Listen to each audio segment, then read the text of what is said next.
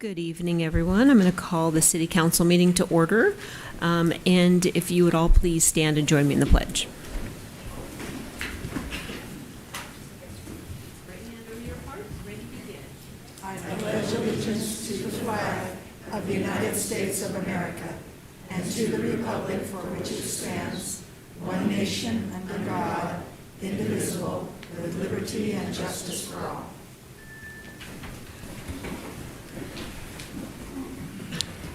Thank you very much. And Erica, if we could get a roll call, please. Councilmember Alex, Here. Councilmember Villaseñor, Here. Councilmember Austin, Here. Mayor Pro Tem Edmonds, I'm here. Mayor McCall, Here. all present. Thank you. So if we can move on to item 4, and if I can get an approval of the agenda. I move to approve the agenda. I'll second. Okay, I have a motion and a second. All those in favor, please say aye. Aye. Any opposed? Okay, motion carries. Okay, we're going to move on to item 5, presentations. 5A is our public safety update, and I will turn that over to Garo for us. Good evening, Madam Mayor, City Council, and members of the public. My name is Garo Krajan. I am your Chief of Police. Over the past several months, I've had many discussions with members of our community related to the homeless population in town. As many of you suspect, this population has grown since my last presentation to the Council in late 2021. The census for our population now numbers in the mid to upper teens. That population is the homeless that are living both on the streets and in vehicles in town. The increase in the homeless population is not a trend that's unique to the city of Fillmore. It's not unique to the county of Ventura or even Southern California. It's a statewide trend, and that's a trend that's continued here in town as well. Although the number of the homeless in town has gone up, the demographic of the population remains the same. The homeless here are not transients. They're connected to the city. They used to live in the city prior to being homeless. Their families either here or they lived here at one point. The population here stays here. We do occasionally get transients coming through town. They come through the 126 either eastbound or westbound, and they're in town for a couple days on their way through town. But that's a very small transient group that comes through. To better understand the rules that municipalities and law enforcement is required to work with when dealing with the homeless, I want to discuss a court case that was decided by the Ninth Circuit Court of Appeals in 2019. The Ninth Circuit Court of Appeals jurisdiction covers all the western states. That includes California. The case is Martin versus the City of Boise. Essentially, this court case established a rule that an ordinance or a law violates the Eighth Amendment insofar as it imposes criminal sanctions against homeless individuals for sleeping outdoors on public property when there is no alternate shelter available to them. As you all know, we do not have a homeless shelter in the city of Fillmore. We work closely with the shelter in Santa Paula, the Spirit of Santa Paula, that you all support. And that's a resource that we use as your police department. Working within the context of the Boise decision, our efforts have been focused on working with other county agencies to provide resources to assist the homeless. Members of the public want to know what's being done by the city and the police department in reaction to this increase in the number of homeless that we have in town. As your police department, we have established a homeless liaison deputy who prepares frequent reports to me outlining the outreach efforts to each homeless person that we've identified in town. Furthermore, each shift has a liaison deputy that reports to the primary liaison to provide the best data for that report. These are collateral assignments which have not required any additional staffing or overtime costs. The sheriff has also implemented the use of a mapping software which allows deputies to drop pins at campsite locations so that we can track the people as well as the services that we offered those people. The sheriff's office has also launched a homeless liaison unit for large-scale cleanups that I'll reference a little later on in this presentation. Our deputies regularly interact with the homeless population. Regular interaction means multiple contacts every month. Sometimes these interactions are at their makeshift shelters. Other times they're interactions during normal patrol operations where there's a response to a call for service. During these frequent contacts, when a deputy identifies a violation of the law, they take immediate enforcement action. During these contacts, they also continually offer resources to the homeless. We continue to work closely with the Ventura County Behavioral Health, the Rapid Integrated Support and Engagement Team, that's referred to as RISE, to provide services to this population. We have also utilized the One Stop Center in Santa Paula that's open on Fridays between 9 and 12. At that center, there's a group of service providers that are there all at one time to provide services. Those services include shelter options, substance abuse help, as well as medical attention. We also escort members of the Ventura County Healthcare Agency as they provide backpack medicine down at the campsites. Most of the homeless who continue to live on the streets are service resistant. That means they refuse the services that are offered, that are being offered by other county and municipal service providers. The Boise decision does not make exception to the homeless who are service resistant, so their protections still apply. That decision's protections still apply to it. One other thing I think is very important for me to comment on is the distribution of crime reported within the city. I have not seen a change in the reported crimes affecting one portion of the city versus another as it's related to the increase in the homeless population in town. Most of the crimes occurring around the city are crimes of opportunity. Thefts related to unlocked vehicles, unsecured bicycles, vehicles left with keys left inside of them. Those are the types of crimes that we're having.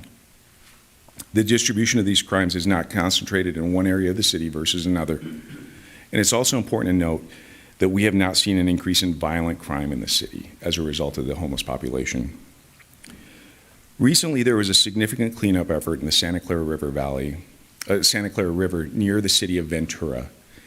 That's when our homeless liaison unit, the larger unit, went and assisted other service providers as they cleaned out a very large encampment down there. And the cleanup went well. Tons of debris was removed, and all the people that were living down there were given some temporary type of shelter.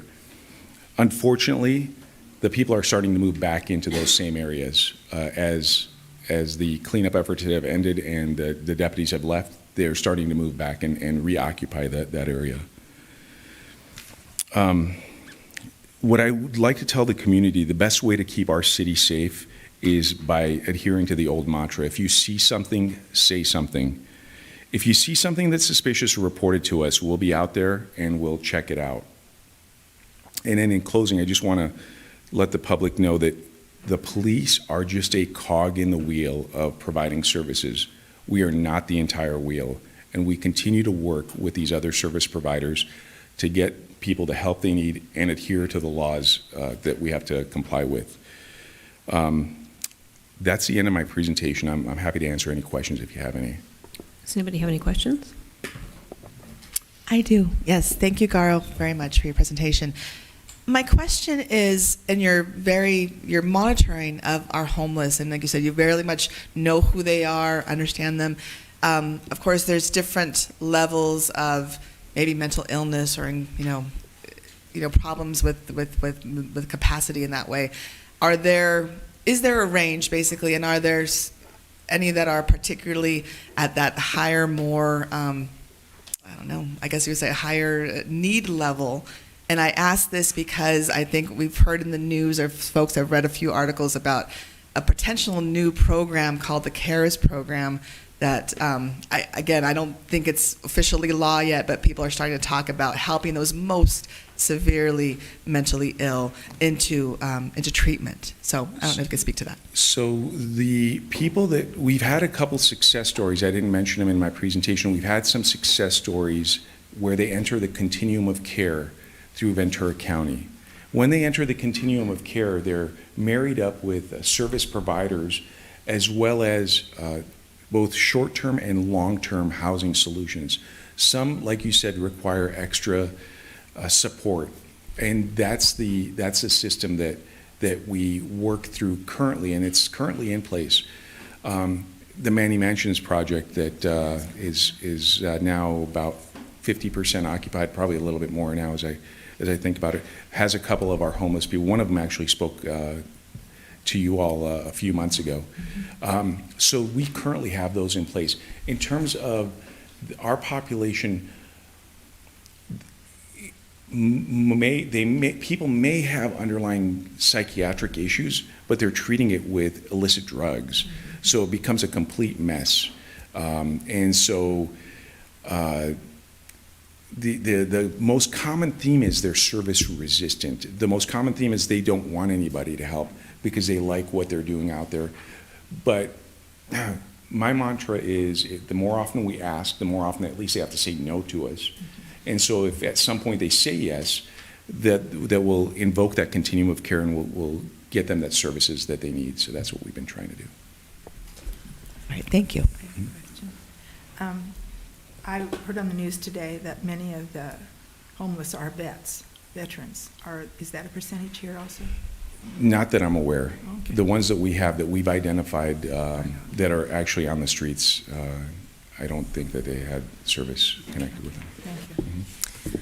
There was a recent brush fire in just at the bridge there, and a lot of residents have been asking, concerned that was going to happen again over the summer, and with the, some of the homeless living there. So I know we had a chat about this, but how are you looking to address that? So it's interesting. Yesterday I was actually in the area, and I was talking to one of the people one of the homeless people that live in that area. That brush fire, I suspect, was probably not caused by one of the homeless people, but rather somebody else that went down there. So we're looking into that in terms of that fire specifically. But prior to knowing that, one of the things that we did is we reached out to the Ventura County Fire Department, and we want to clear out some of the arundo. The arundo, as you may know, is not something native to the river, and it's very invasive. And so what we want to do is remove some of that arundo. Unfortunately, right now is a nesting time for a bird that uses it as its home till I think October or November. But our goal is to work with the fire department, the county fire department, the city fire department, and also city and county resources to see if we can alleviate some of that, the brush that is the biggest concern for us for fire hazards. Okay, thanks. Thanks for your presentation. Thank you. And Garo, how many do we see down there right now? So our total population here in town is probably 18 or 19. About 12 or 13 have camps down in the river bottom area. Okay, and that's changed by maybe... So when I first gave this presentation in late 21, I would say the number was closer to about 9 or 10. Okay. And so the number, percentage-wise, has grown pretty dramatically. Right. One of the biggest increases that we've seen is people living in vehicles. That's something that has happening all over the place. We've seen it as well, not nearly the numbers that anywhere else has, but it's a small town, so it sticks out, and people call and have questions. They call in for calls for service, and we respond to those. And I encourage people to continue to do that as well. Okay, great. Thank you very much. Thank you. Thank you. Appreciate all the information. Okay, so we're going to move on to item 5B, and this is Ernie Villegas's service to the city. So I have, I'm going to read this from here just because my eyeballs work better up behind the light, and then I will meet you at the podium. So Ernie was mayor and councilman for the city of Fillmore from 2002 to 2006. Prior, he served as a planning commissioner for 6 years and Parks and Recreation Commissioner for 2 years. Ernie served as Vice President of the Channel League of California Cities. He was chairman of the Tri-County Air Pollution Control District for Ventura, Santa Barbara, and San Luis Obispo counties. He was board member of the Economic Development Collaborative and Ventura County Council of Government. Ernie served on diverse boards and committees. This includes the Chamber of Commerce for Carpinteria, Goleta, San Fernando, and Santa Barbara. He was president of the Gold Coast Hispanic Business Council and president of the Valley Industrial Association in Santa Clarita. He was a board member of the Santa Barbara Community Environmental Council, Santa Barbara and Ventura County Taxpayers Association, the Santa Barbara Industrial Association, United Way, and Red Cross.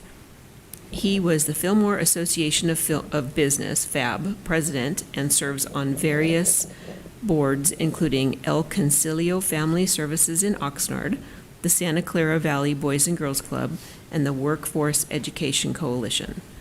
Most recently, Ernie served as a special projects manager for the city of Fillmore, responsible for economic development. During his service in the city, some of the accomplishments Ernie had were the following: Destination Fillmore Plan, established Fillmore Association of Businesses, represented the city at various ED committees, economic development. COVID-19, he worked with local businesses to provide the information on where to get assistance with funding and applying for COVID funds. And he also worked extensively on our Veterans Memorial District Grant Award, which we are very thankful for. Ernie is a wonderful member of this community, and we are so fortunate to have had him with us for all these years, working side by side with the city. And I don't know what we're going to do without him at this point. So we're just going to have to knock on his door and ask for some help when we need it. And hopefully he will be there to help us. But if you could join me at the podium, I'd like to present you with.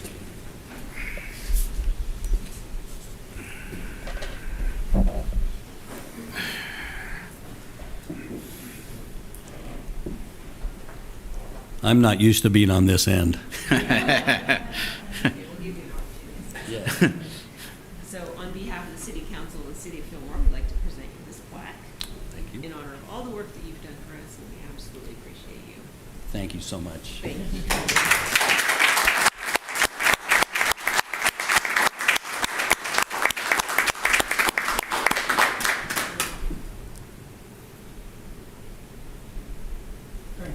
May I have my wife come up?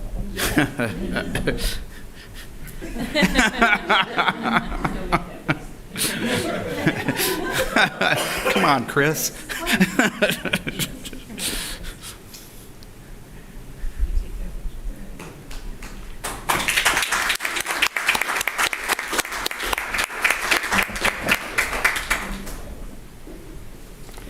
I'd like to say before you start, Ernie, Sure. that as much as Ernie has done, he couldn't have done it without Chris. Correct. Yeah. Thanks, Ernie. Yeah, well, thank you so much, and you're absolutely right.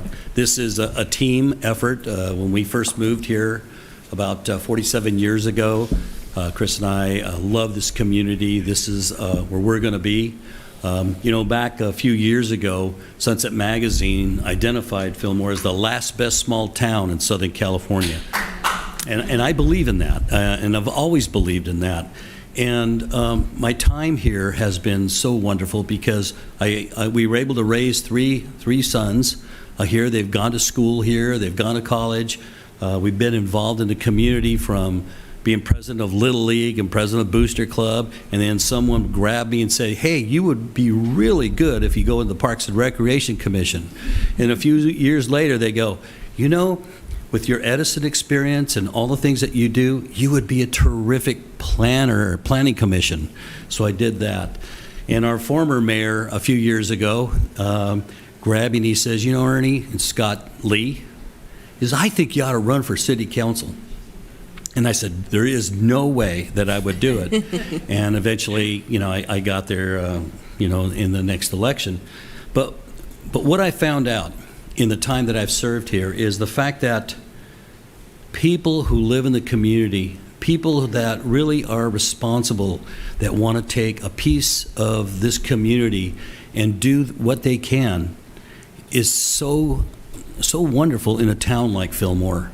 We have the opportunity to grow this community as good as we want it, because this community is a great place to live. This community can only get better if we have the leadership, the commitment, the volunteerism, and the true love of our community, and everyone stepping forward and seeing what they can do. You know, Chris and I have been married now for 50 years. Fortunately, we've been blessed because we have 10 grandchildren. They're all in Ventura County. But I will tell you, the friendships that we've had here have been enormous. And I really want to thank the city, in particular, the city council, our former council members that I partnered with, Evaristo Barajas, who was the mayor when I was elected, and put his time and effort here. A special thanks to our current staff, our fire chief, our police chief, and Kevin in your group. Everyone here has been great, the Parks and Rec people.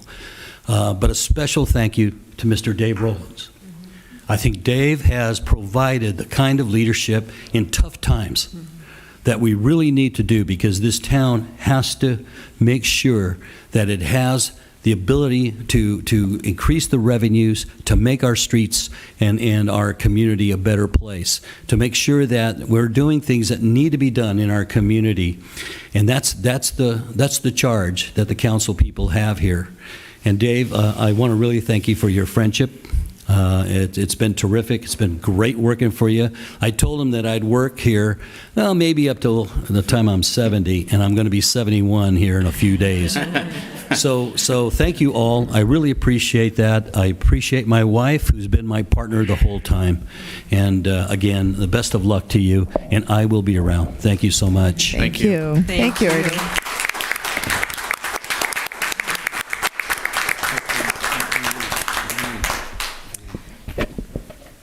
If I could just say a comment too, You I'm should share sorry. that. Hey, Ernie, If you mind. Oh, Do you remember that, Ernie? you remember that? I can't Mark, believe you what do you still have? that on your Describe to phone. us. Oh, my God. I do. We were at one of the league meetings, and they were doing caricature drawings of all of us, and you should see some of them. They're pretty scary. But Ernie was with us. We were talking about posting them up as our photos up there for years. They said I look like Alfred E. Lee. Well, I too, Ernie, just wanted to say thank you for your passion, your dedication, and you've provided a really wonderful example, I think, to all of us in the community about what it means to really love your town and to participate in it. And like you said, when our mayor Diane was going through all the different things, there's been so many parts that you have, just been there and just dedicated servant. So I thank you. Yeah, and Ernie, you were, when we first met at the school board meeting, and just from there and taking me under your wing and, really mentoring me and teaching me a lot of things, I just really appreciate it. And that is what the spirit of Fillmore and its residents are all about. And you embody that last best small town in California feeling. And I appreciate you so much. I know we've known each other a short amount of time, but I'm going to miss seeing you, but we're going to see you around. Yeah, he's only down the block. Yeah. Well, thank you again. Thank you Thank you. very much. We're very grateful for all you've done. And you're not going to be too far because I have your phone number, so I'll be calling you. We all do. Okay, so with that, we're going to move on to public comments. And I have two speakers. I'll call up Luis Rodriguez. I have 3 minutes. Wow, it's like when a comedian goes up and he's Right. great, and then the next person comes up and then it's like, oh. It better be good. You have a big act to follow. All right. Well, I Yeah. haven't been here in a while. I might look a little bit different. I'm about one wedding band heavier today than I was last time I was here. I got married right down the street here on Central Avenue at the new venue. I heard it was going to be repurposed as something. I'm not sure what it was. For me, thankfully, it didn't really work out because I got to get married here in the street that I'm always frequenting. But enough about me. I want to commend the city, not just you guys, obviously you guys, but whoever was behind the scenes putting together the Sespe Creek Car Show. I think it was great. Witnessing firsthand the tragedy of the Satakoy, the second annual Satakoy Car Show, I was a little bit skittish about what was going to happen here in town, but ultimately I think it was awesome. I'm sure there were some hiccups here and there, but I didn't notice any. So I just wanted to thank everybody for allowing us to be a part of this tradition that we always usually participate in. The 3rd of July fireworks show is still a little bit, it still feels a little bit weird. You know, I'm not used to it yet, and hopefully we can bring it back to the 4th. But at the end of the day, I think it was a really special day for the whole community, and those of us who were there, I think noticed that. I think being locked down for so long also added some new family members like dogs. There was a lot of awesome dogs there. They were all so sweet. I saw Lynn there with her lovely dog. I have a new dog. I got to walk him down, and I saw so many dogs there. But normally I would be like, oh, are they gonna poop everywhere? But I didn't see anything like that. I didn't see anything like that. I think I just saw love, and I saw appreciation all around. From the second I left my house, which I live right off Central. Second I left my house, walking down and back, it was just love all around. So I wanted to say thank you to everybody here and the people behind the scenes. I know there's a lot of people behind the scenes who put that together. So I just wanted to mention that because that's what it's all about here in town, is coming together and for the good times. I know there's a lot of hard times, but the good times obviously outweigh it. So thank you guys. Thank you. Next, we have Ethan Klidich.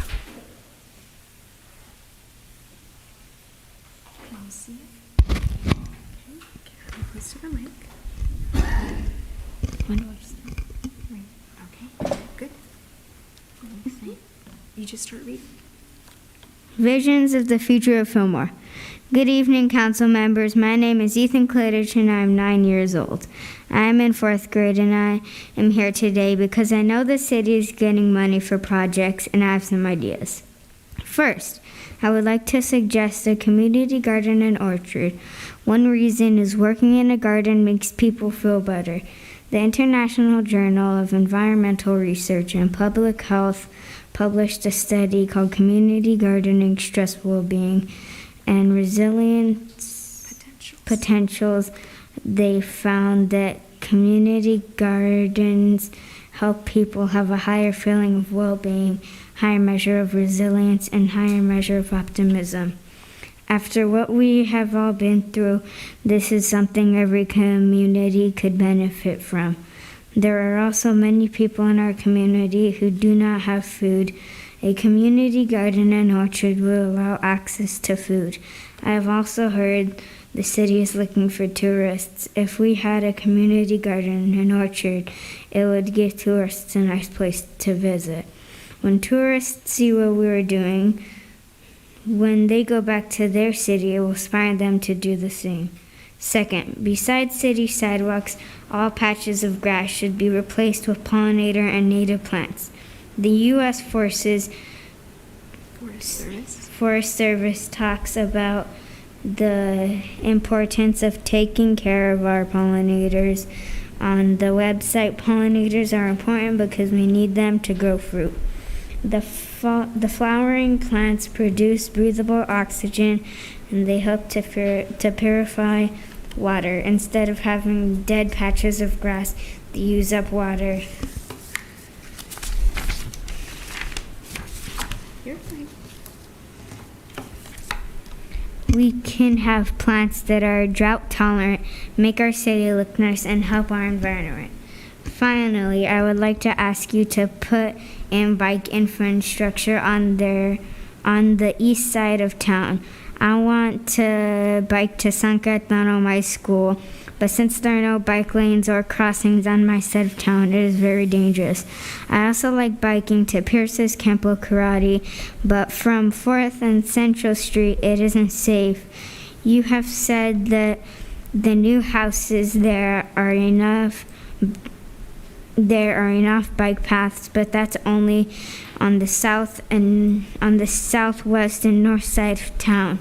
What about my side of the city? I think that all of the students that want to bike to San Cayetano and the high school, and everyone that wants to bike on my side of town would want this. Thank you for taking the time to listen. I hope you like my ideas and that I see them in our town. Thank you very much, Ethan. That was very good.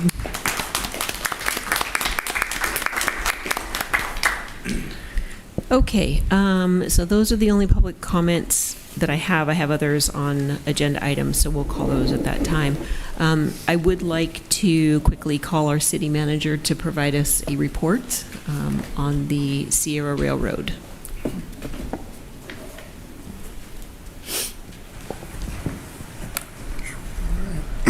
Thank you, Mayor and Council. There's been a lot of discussion in the papers recently regarding the broken up negotiations between the City of Fillmore and Sierra Northern Railway. A lot of miscommunication out there. We've didn't want to say a whole lot. Unfortunately, we've been forced to come forward and say a few things. Some of the things out there that the city offered a 3-year lease agreement to Sierra Northern Railway with an option to purchase the property, which is city property, at the end of the lease purchase. They wanted to purchase it right away. Unfortunately, we were unable to do that. Part of it had to do with some state laws. Another concern that we had is when we went back and forth with the agreement language, one of the items that they redlined was taking out language protecting property owners who live nearby, that they wouldn't bother neighbors in the neighborhood. And that was a concern to us for the fact that they went out there and they stored creosote-soaked railroad ties next to the neighborhood.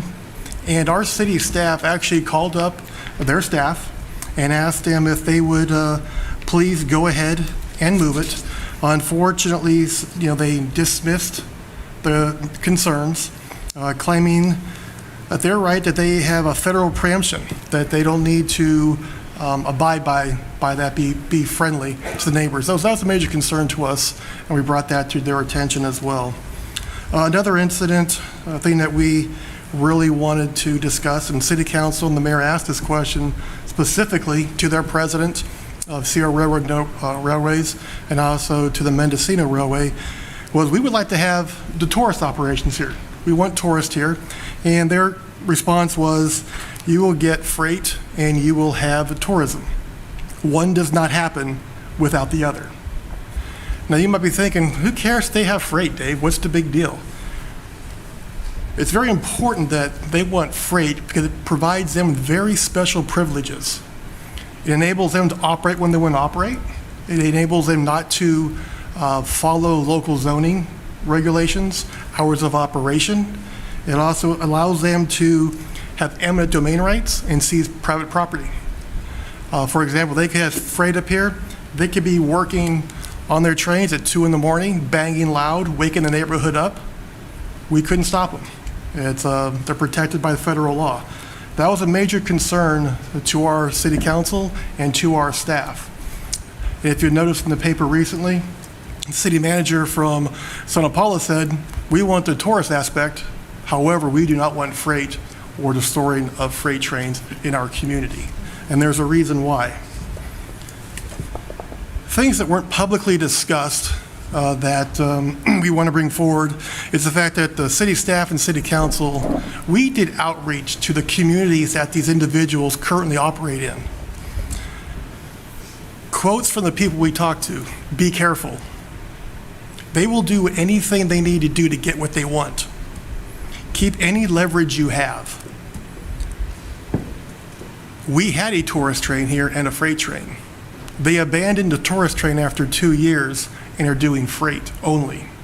We were never notified of the abandonment of the dinner train. With those conversations, the concern of entering into a 35-year agreement potentially, with an additional 60 years of them being in our community, it outweighed the benefit of having a tourist train here. The damage that could have been done by the noise pollution, keeping the neighbors up, phone calls wouldn't come into our city staff, and we couldn't do anything about it.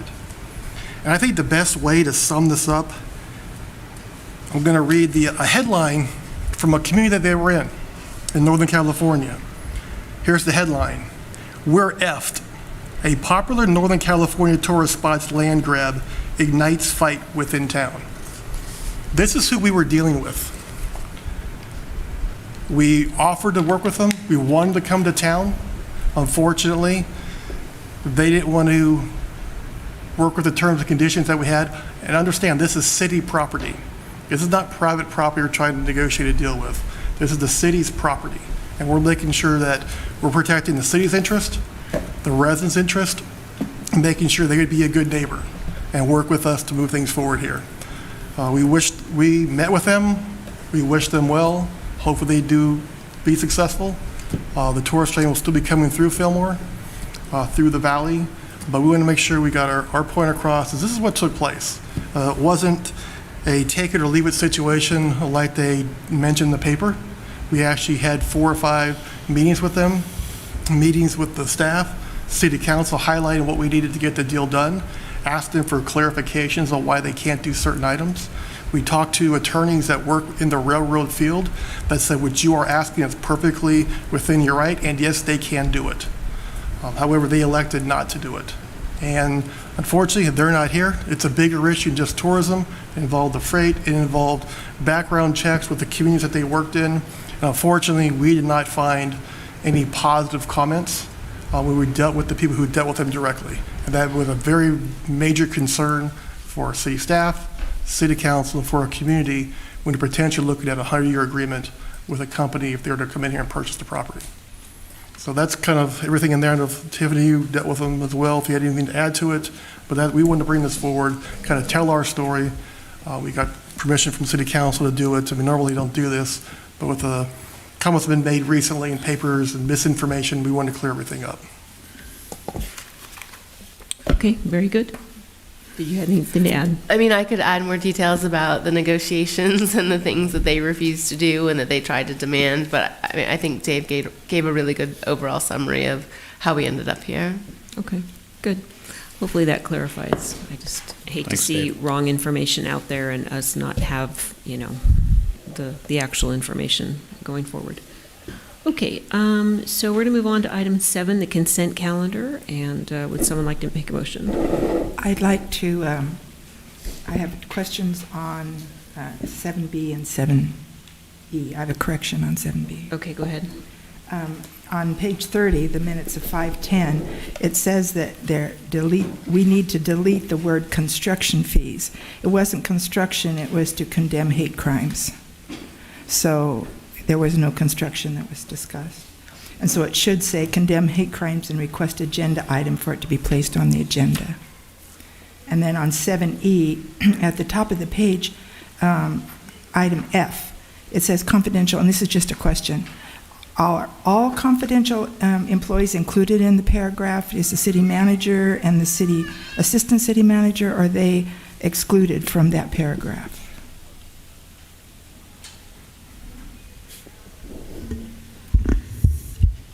It's about the union. Mm-hmm. I was just confused because I heard 7F, but I think you mean 7E, right? Yes, 7E. Okay. Sorry.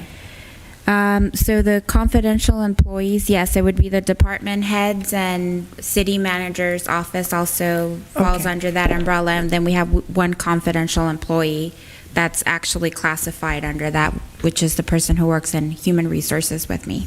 Okay, thank you. Mm-hmm. So I will then move to accept the consent calendar. I second. Okay, I have a motion and a second. All those in favor, please say aye. Aye. Any opposed? Motion carries. All right, we're going to move on to item number 8A. This is under new business, and this is consideration of a professional services agreement. And I'm going to turn this item over to staff.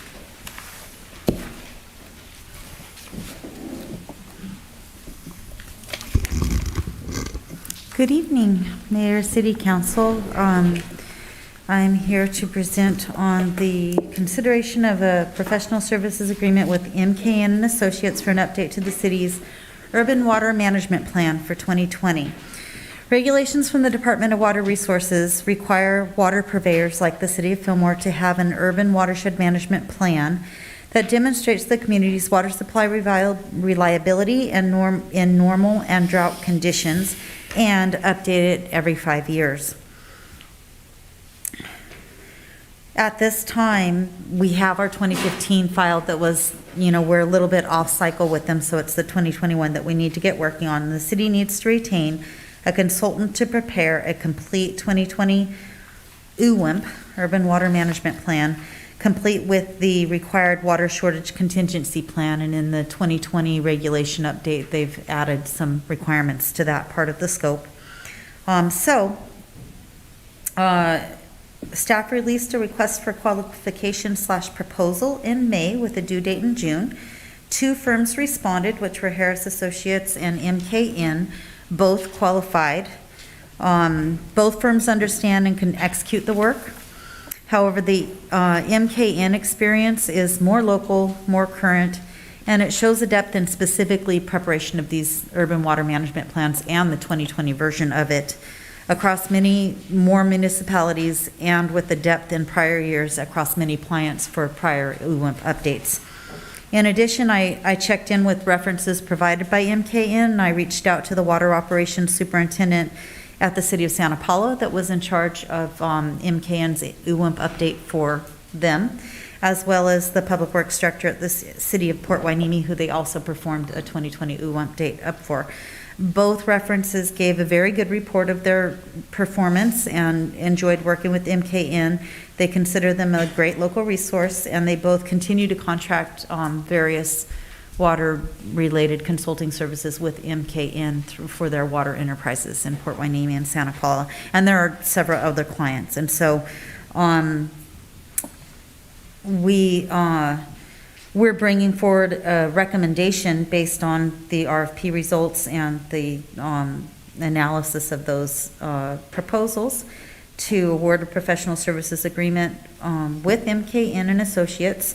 Their proposal is $50,758 to perform the complete scope of work. We had budgeted $50,000 for this work, so we just need a few $100 more appropriated into the budget to be fully funded to award this contract. That's my staff report. I'll entertain any questions. Any questions? I have, oh, sorry. Mark? I have one. I've never seen a proposal cost broken out of an actual proposal.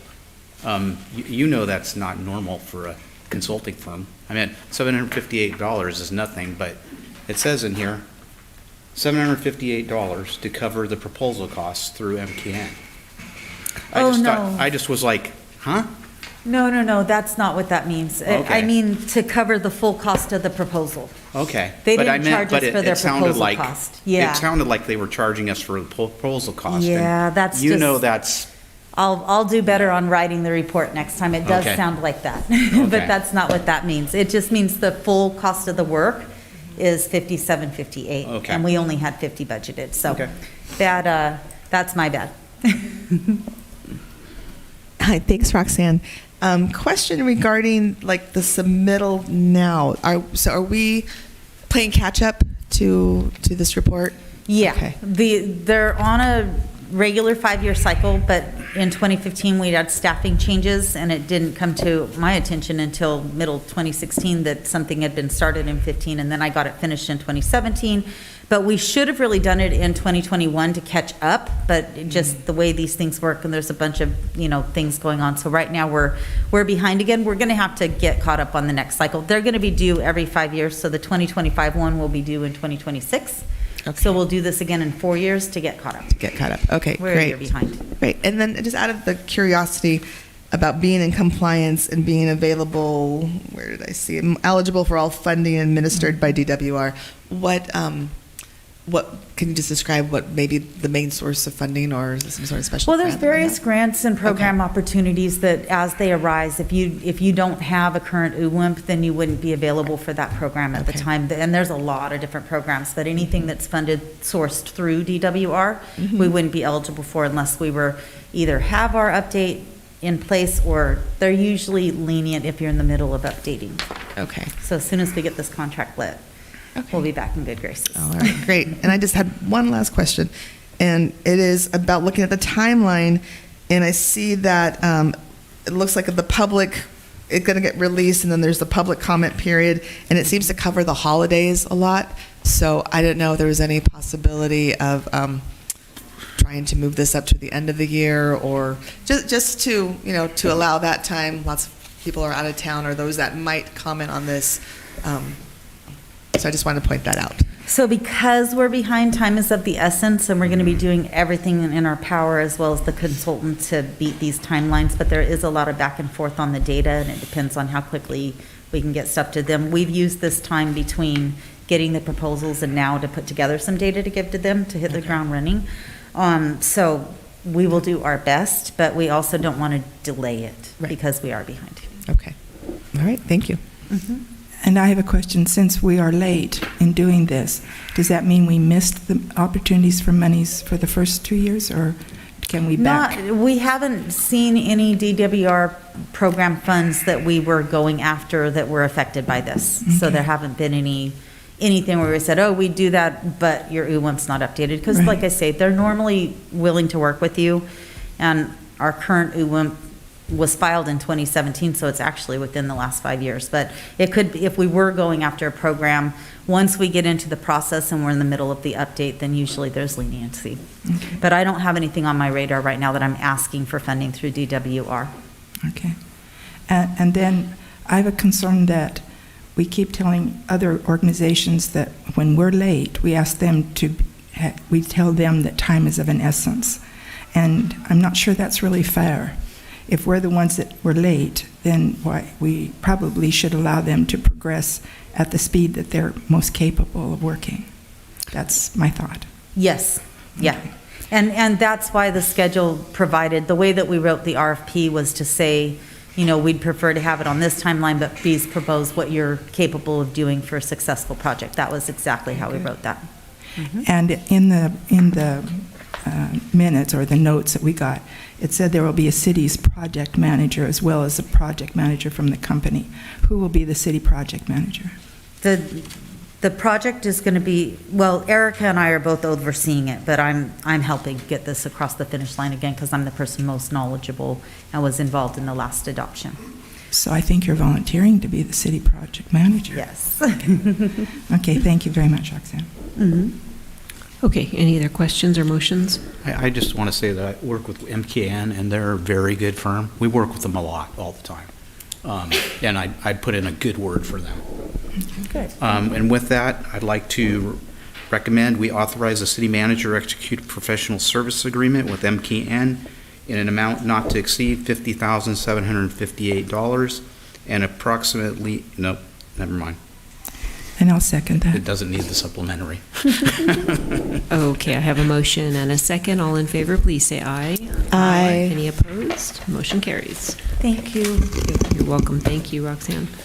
Okay, we're going to move on to item number 8B, and this is the creation of information technology management services request for proposal and review committee appointment. I'll turn that over to staff. Thank you, council and council members and constituents. I'm here today to request City Council to create an information technology management services ad hoc committee. So under the direction of City Council, staff went out and put in a request for a proposal. We made that publicly available on June 1st. There was a deadline for questions to be submitted on June 9th. Responses to those questions were provided by June 16th, and then the closing period or the deadline for us to receive all the proposals is this Friday, so July 15th. We are anticipating to have, 2 council members as an ad hoc committee to assist us in reviewing the applications and proposals. Have interviews, determine some time in July, beginning of August.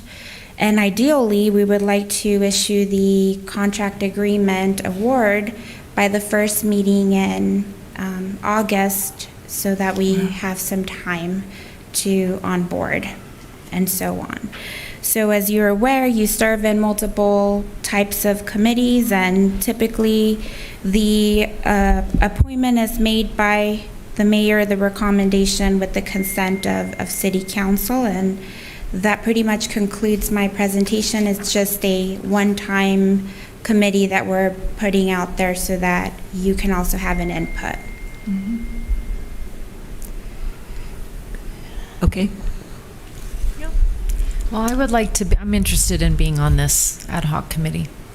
So This is the mayor supposed to appoint. Are you going to tell us who you want, or we Well, who volunteer? else is interested? I'm interested, but man, am I overwhelmed. Are you interested? Are you, I guess the question is who's most available the next 3 weeks? Yeah. Right, and it's not me.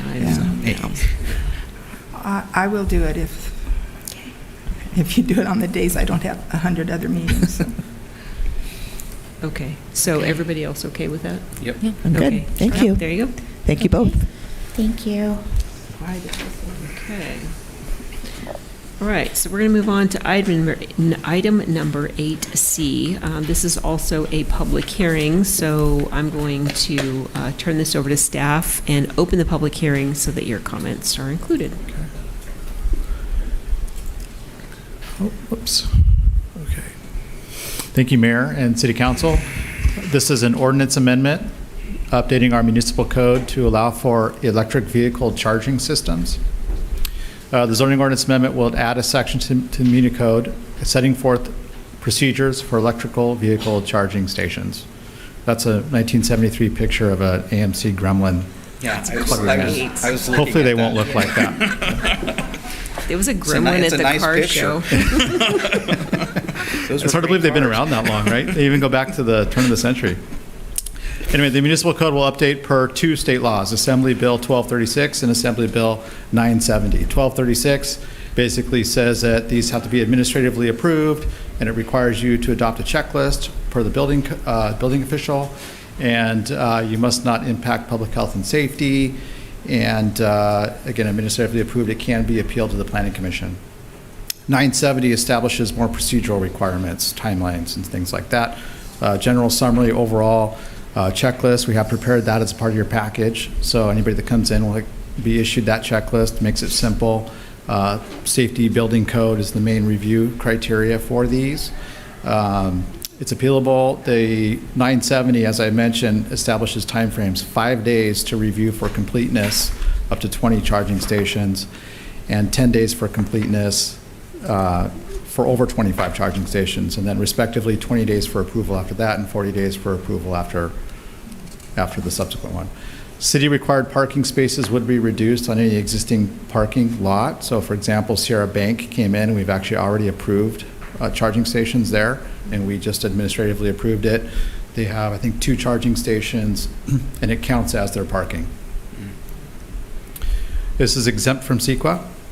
Staff's recommendation is City Council approve the first reading of the zoning ordinance amendment 2203, ordinance 22942, adding new section 6.04, 3432 to the municipal code, setting forth procedures for electric vehicle charging systems and a finding of exemption from CEQA. I'll take any questions. Okay, no discussion, but any questions for staff at this point? I'd like to know if there were any public safety issues with the bank, and what does a safety issue look like? Mostly it has to do with the load capacity of where they're connecting into. So, I'm not an electrician, obviously, but if the amps and everything match up with what's available coming from that private pole of electricity, then it's not a public health and safety issue for the most part. And that does get be reviewed. It's reviewed by our building code reviewers who are equipped to look at electrical capacity. Okay. Our permit application lays all that out, how many amps, how many volts, and all that kind of stuff. So it's a quick and easy reference for anybody putting an application together. We might also look at visibility. We would maybe want to make sure that if it's not a big piece of equipment that might block someone's view for vehicles maybe pulling in and out of a driveway or coming around a corner or something like that. So there might be a health and safety issue there. But it's really pretty limited. Okay. Yeah. It seemed general, and so I wanted to get more specifics because I wasn't sure what that would be and what we could say would be a safety issue. So it'll be a thank you. case-by-case basis, but for the most part, if the electrical components there can take on this charging station, for the most part, that's going to be the criteria. Okay. Yeah. And that was one of my campaign promises 4 years ago. All right. And we still didn't have one for the city. We just got the one in the bank. I was wondering if perhaps because we didn't have, this was asked for in 2015 and we didn't do it apparently? Is that why they haven't approved the many times they've come out and looked at it and I've walked with them and seen it and talked about it? Is that why it hasn't been approved? That we didn't have it? Is it a priority thing? The Assembly bill was passed in 2015, but we haven't had anybody come in with an application until Sierra Bank did, I want to say maybe 6 months ago-ish. Okay. And we approved it right away. Okay. As soon as we those got state it. laws would have applied. Yeah, Even if and we we hadn't did. had it in our code yet, so that wouldn't have Yeah. prohibited anything. We effectively followed the state law. law, I mean, yes. we didn't have the same form, Right. and we didn't spell out, the health and safety criteria. But in effect, we reviewed it for that when we reviewed per the electric building code. Well, I'll just be mad at Yes. them for making me walk all those walks through the Yeah. parking lots then. Right. Okay, thank you. Okay, any other questions for staff? Yeah, so Brian, just to be clear, it's not us walking around saying, here goes a charging station, here goes a charging station, here goes a charging Right. station. It is the businesses that come to us and fill out an application and that, so it's really to the discretion of the businesses, That's right. correct? Yep. And so, right, okay, It's all private sector driven. got it. So a business might want a charging station because they might anticipate their customers will have electric vehicles, and that might be a business bonus for them to have that. Or some of them, if they put in the right charging station, like a charge point, you can actually set a pricing structure to get a little bit of revenue out of it. An extension of that, the groups that have come and talked to me about it want to put it in parking lots, like the one we have over here or the one behind the furniture store there. And that's not a private business, that's public property. So does the same thing apply to that? If it's a city property, Yeah, it is. then the city would effectively be the applicant, and we would have to provide the same types of drawings and go through the same review process. So the organizations don't do that come in, the ones that give the money and help you set it, they don't do that for you? They could. Yeah. They could be giving us the money and preparing all the documents for us, but ultimately, since we're the property owner, we're We have to- liable for it and responsible for making sure that it's permitted. So we apply to ourselves for it. Well, yeah, we fill out the application form, we go through the make sure we have it. checklist. Okay. It goes to plan check just like anybody else. Okay, Yeah. thanks. Yeah, sure. Okay, any other questions for staff? Okay. I was wondering about the 5 business days. That is really short. And it says if we don't respond in 5 days, it's an automatic approval. That's right. Okay, wow. If we provide something in writing that says we consider this a health and safety issue, then that extends the time frame. But yeah, within 5 days, yeah, we have to say something. Yeah. Hopefully, Okay. the checklist is sufficient. Okay, so this is a public hearing. Is anybody here from the public wishing to speak on this item? Okay, seeing none, I'm going to close the public hearing. And is there any other questions or motions? I'll make the motion that we approve the first reading of zoning ordinance amendment number 22-03, ordinance number 22-942, adding a new section 6.04.3432 to the Fillmore Municipal Code, and a finding of exemption from CEQA. I'll second it. Okay, I have a motion and a second. All those in favor, please say aye. Aye. Any opposed? Motion carries. Okay, item 8D. This is awarding 2 professional services agreements, and I'm going to turn this over to staff.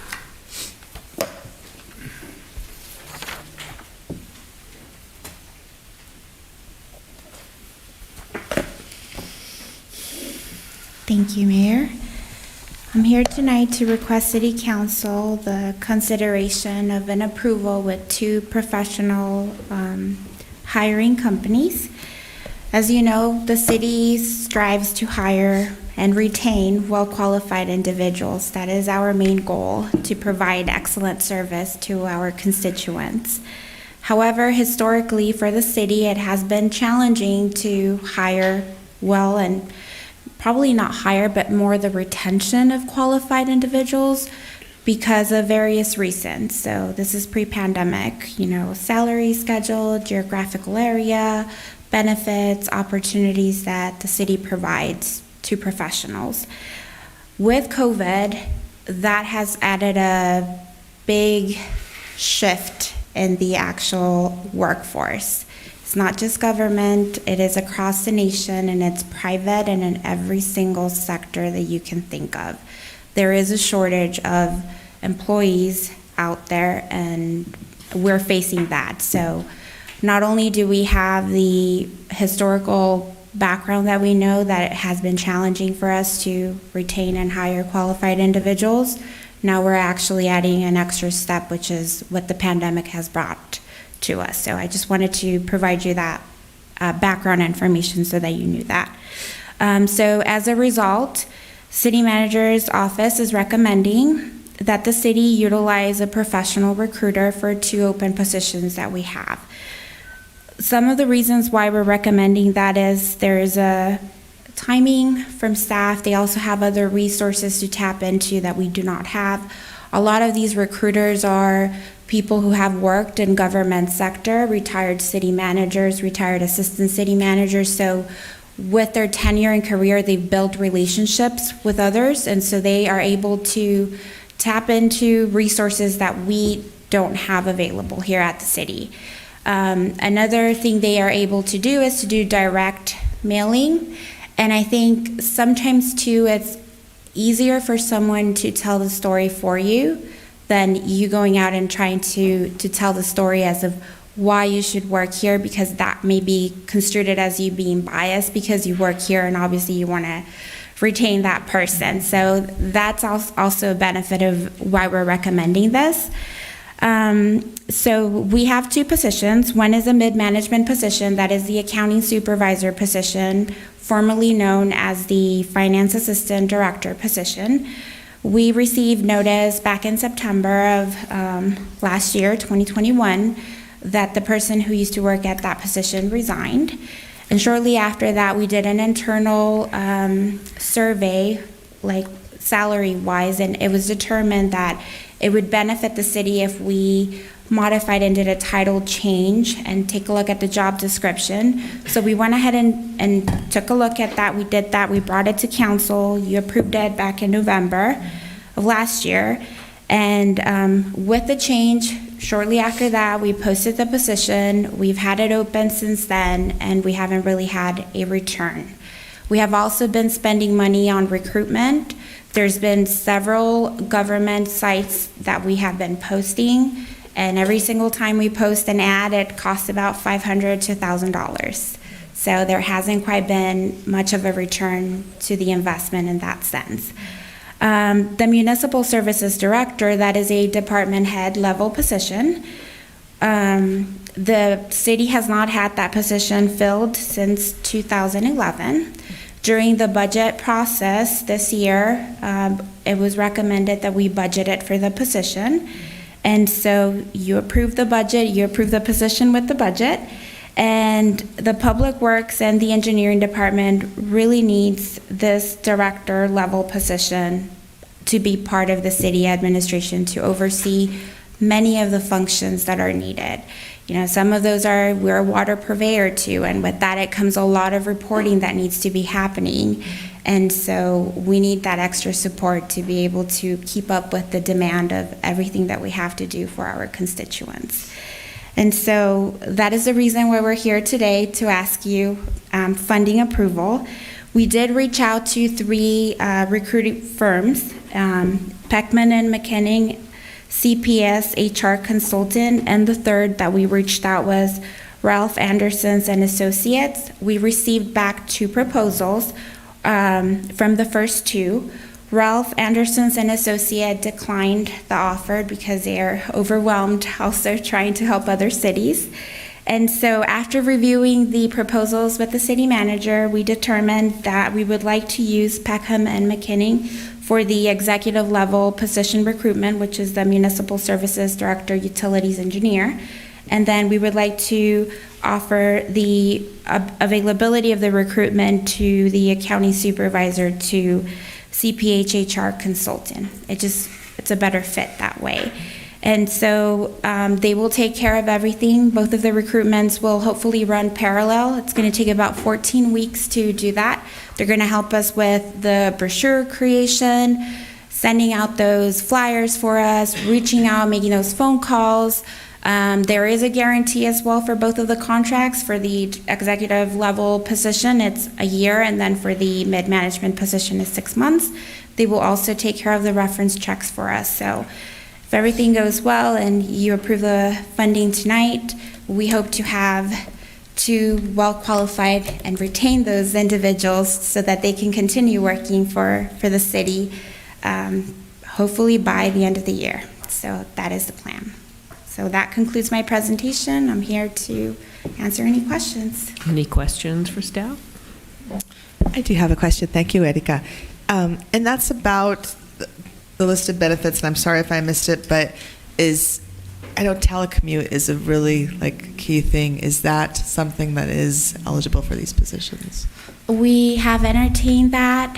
Obviously, that would probably have to be something that we will discuss and then bring out to approval, but that has been entertained. It is actually the future of, working. It's a big nugget. And it is a big nugget. And one of the things, too, that we have to think about is we may have a really good candidate that it's outside of our jurisdiction that may be willing to work and give their 150%, but it's not viable for them to come 5 days a week here. And so that has been definitely entertained, and I think it's something that Dave and I have discussed multiple times. Okay. All right. Thank you for that. Yeah. And I just had one more comment, too. And I know we discussed this when the accounting supervisor title had been changed, but I like to look one more time at the titles. I know it said that finance director got changed from, but maybe in my own way of thinking, I'd like to see what the consultants say about the titles. Okay, and just so that you know, as part of our past union negotiations, I am planning on bringing you back a request for another funding proposal. We agreed with the union that it'll be within a year, but I'm just starting ahead because of all the shortage with people at the consulting levels as well. We are supposed to be doing a compensation and classification study citywide, and so that is being entertained, and I already have started proposals. I'm just waiting for one more, then I will be bringing that back to you. But the goal is to look at everything that every single position does here at the city and then figure out whether the title is appropriate, if we have to change the title, if the salary is comparable, and they will bring back those recommendations, and then we plan to bring those back to you. Right, thank you. You're welcome. Any other questions? Recommendations? I would move it, but I don't have I'd make the motion, but I can do that. All right, I'll make a motion that that we appropriate the $45,000 from the general fund reserves and award the professional services agreements to both Peckham and McKinney in the amount of $26,500 and CPS HR Consulting in the amount of $19,000. Second. Okay, I have a motion and a second. All those in favor, please say aye. Aye. Any opposed? Okay, motion carries. Thank you, Erica. All right, we are going to move on to item number 8E, and this is a consideration of an agreement with Barber Well for the inspection of our well number 5. I'm going to turn that over to staff. Thank you again. We are requesting you to consider the authorization of entering into agreement with Barber Well to inspect and determine what's happening with Well 5 and allow the city manager to execute that agreement. We've been having trouble with Well 5 for a while.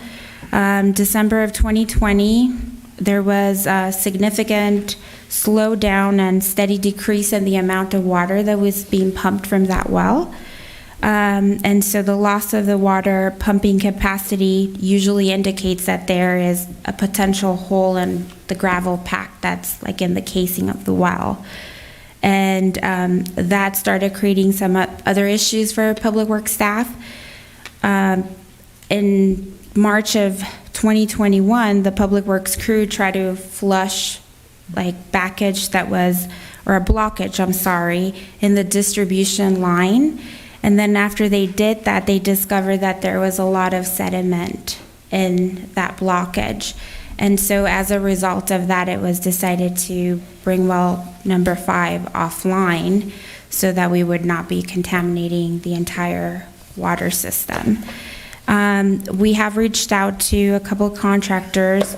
Barbara Well is the one who actually took care of our emergency situation with the other well not too long ago. And so we were pleased about the service received, and we're asking you tonight to just authorize the funding so that we can inspect the well and they can bring back and let us know exactly what's happening with the well.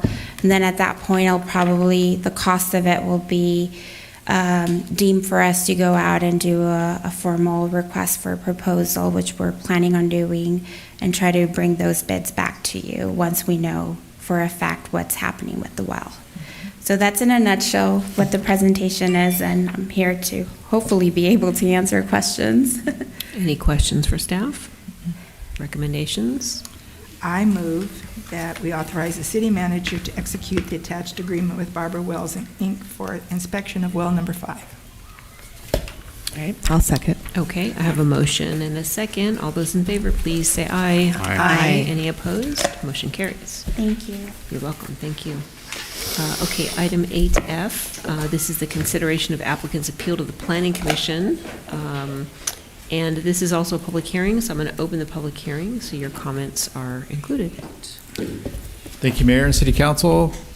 This is an appeal of a Planning Commission decision recently rendered on June 15th. It's an appeal of the development permit, conditional use permit, and lot merger for Highway 126 RV sales and storage yard. The location of this project, we'll just give you a brief summary of the project, and I won't go too much into the appeal grounds, but just give you an overall of what the Planning Commission heard. The project is located on the north side of State Route 126 at the east side of town, directly across from El Dorado Mobile Home Park. The general plan land use designation is commercial highway, as is the zoning designation. The project consists of 2 parcels totaling 11 acres that would be merged. The project would then construct RV sales, storage, and service facility. 2 buildings, A and B, would be used for retail, sales office, and displays. I should say building C is optional on building B, and would be used for office space and servicing of RVs. There's open RV storage, so that's just your asphalt striped lot with RVs on it, 367 spaces, and there'll be 41 spaces designated for RV sales staging. That's an overall of the site plan, a bit hard to read because it's so large, but you can see the vast parking area, and you have the building there in the middle and building A out there at the front. Those are the buildings A and C. Total summary of the buildings that the project includes is 16,036 square feet. And overall of the time extensions that have been granted previously, the project was originally approved by the Planning Commission in 2019, had an expiration date of January 16, 2020. Modification number 1 was filed within that year, and that eliminated 4 out of the 7 buildings originally approved, and the time extension was granted for 6 months at that time. Following that, in February 19, 2021, given COVID and various other issues, the Community Development Director granted an additional 1-year time extension, and that was from the July 16, 2020 deadline to July 16, 2021. And then again on June 16, 2021, the Planning Commission approved modification number 2, extending the expiration date an additional year to July 16, 2022, and that is the pending deadline under consideration. The applicant filed modification number 3, requesting an additional 1-year time extension, so that will be a total of 3.5 years of time extensions on top of the 1 year of the original permit. If you were to approve it, this is the only change you'll see. This is the condition of approval. You can see that the old date is stricken and the new date there shown in underline. That's the crux of the whole modification number 3. Construction drawings is really what's been lagging during this whole time frame. After Planning Commission approves the project, then planning staff and building officials, we're just waiting for the construction drawings to come in and for those to get processed and to start construction. And construction is the vertical construction of buildings. The history on submitting construction drawings goes back to 2018 when grading plans were submitted to engineering and started that review process. Subsequently, building plan checks 1 and 2 were processed in 2019, and grading plans were again reviewed in 2019. And then about almost 3 years later, here on May 23rd, 2022, is when the engineered grading plans showed back up again for review, addressing the engineering comments from 3 years prior. Our modification number 3 analysis determined that substantial progress had not been achieved and still has not been demonstrated. Under modification number 2 consideration, staff explicitly put in the staff report, and was part of Planning Commission's motion to not grant any further time extensions beyond that second year time extension. It's all based on the Fillmore Municipal Code, which limits the amount of time extensions the city can grant. It allows for one-year time extension. That's shown there under those code sections. The Planning Commission on June 15 denied the request for modification number 3. So they voted 3-1 to deny the applicant's request for the time extension under Mod 3. The project had previously approved a mitigated negative declaration under CEQA, followed by an addendum with some of the physical changes. And your decision tonight would be exempt from CEQA for producing any further CEQA documents. Staff's recommendation is that the City Council adopt Resolution 223894, denying appeal number 22001, thereby upholding the Planning Commission decision to deny modification 3, request for an additional 1-year time extension to July 16, 2023. I believe the applicant also has a presentation, and I'm available for any questions. Okay, any questions for staff? Okay, I have 3 speakers on this, so we'll go to that and then we'll discuss.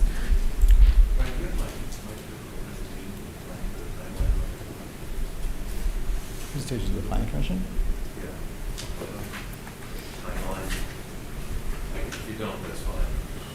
I think we deleted it after that meeting, yeah. We have the timeline here.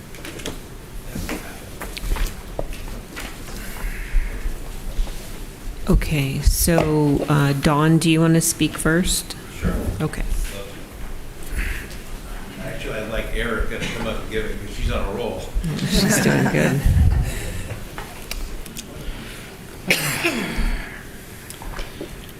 So everything Brian said is true. It's been a long haul, but they're luckily or fortunate. There's always 2 sides to every story. So I'm going to tell you the other side of what's been going on with this project. And I'm going to read, which I normally don't like to do, but I've got a lot I want to say, and I want to make sure I get to it. Madam Mayor, City Attorney, City Manager, and council members, thank you for hearing me out. My name is Don Duncan. I've been in the RV business for 12 years. I own storage lots in Simi Valley, Moore Park, and Fillmore. I own an RV rental business in Santa Barbara with my son, and I service and sell RVs in Simi Valley. It has been my goal to build a sales service storage lot in Fillmore since 2013. I love Fillmore. I plan to shut down my sales and my service business in Simi Valley and move it to a new facility in Fillmore. And I say, why would you want to do that? It's because my facility, a 12-acre facility in Simi, doesn't have buildings. I do all the RV service work every day outside. So at the end of every day, we got to button things up. It didn't start off to be a service business, but everybody wants it. And so we started doing it for people, and we've been doing it for 10 years. So that's why I wanted to come to Fillmore and build something where it was built for it. With the help of Kevin McSweeney, I found out about property on Highway 126 that I now own. Kevin brought it to my attention after me going and asking him for 4 or 5 years, find me property in Fillmore, find me property in Fillmore. One day he said, there's a piece of property down here. It's a little problematic, the shape, and we're not sure what to do with it. It might be good for what you want to do. It wasn't for sale. Actually, one piece was, it was owned by Chevron, and it was a Superfund site. And adjacent to it was a piece of property owned by a farmer. I ended up getting his phone number and calling him, and his last name was Finch, and I bought the property from him, and I also bought the Superfund site from Chevron. Okay. I have had a lot of help and support from people in Fillmore. Dave Rollins has been a great supporter of the project. And Ernie, who was here earlier tonight, there was a time when I couldn't see the light at the end of the tunnel, and I was ready to give up, and I had a meeting with Ernie, and he said, stay the course. We need this. It's good for the city. Carry on. And so he is a great guy. I'm testament to that. So I'm here tonight to request an extension on the project I have been working on since 2017. I'm not happy about that, but that's the truth, okay? The good news is it's a project that we can now start in the next 30 days and never stop till it's finished. But before I continue tonight, I want to let everyone know that I'm aware that there has been a rumor floating around the city that I only want to build a storage lot on that property. That is 100% false. That has never been the case. In 2019, I put a sign down there, because that's when I thought we were building it, that says, coming soon. It's still there. In 2019, I printed my business cards that say sales, service, and storage. So I don't know how this came about, but it's not the case, okay? I want to build this facility to do everything I've always said I wanted to do. So the property's also zoned commercial. You couldn't put storage there. The reason that the city allowed me to do the storage is a huge problem in every city for RVs. I have 3 lots. They've all been full for more than 5 years, and I turn away 50 people every week for storage, every single week. Today, I turned away probably 10 or 15 people. Some of them just find out how to get me on my cell phone. I have offices where they can call. It's out of control, and a lot of people don't know that, but that's the case.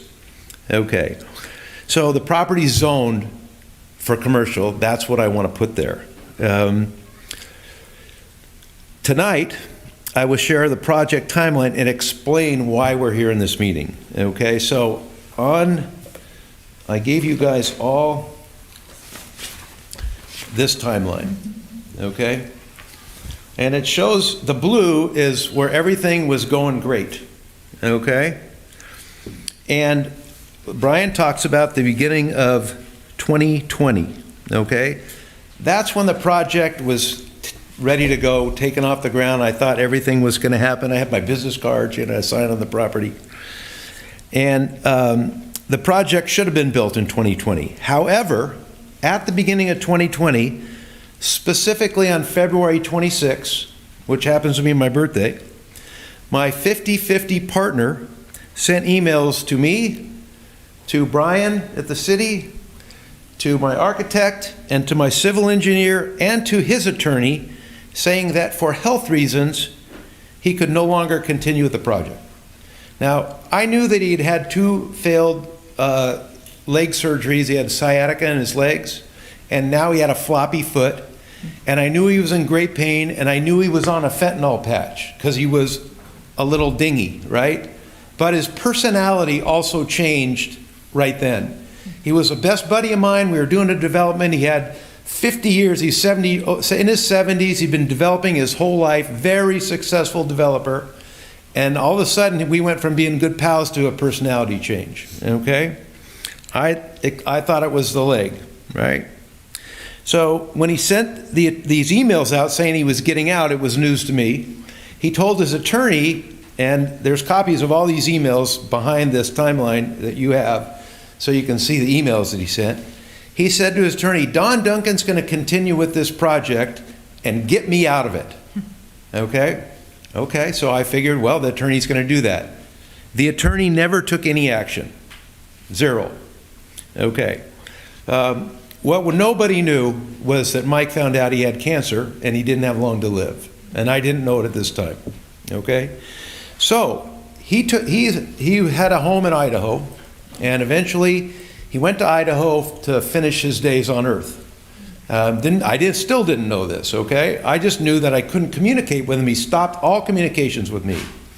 So, where you see yellow on this timeline, and you see red on that timeline, 1 year and, almost 2 years, okay?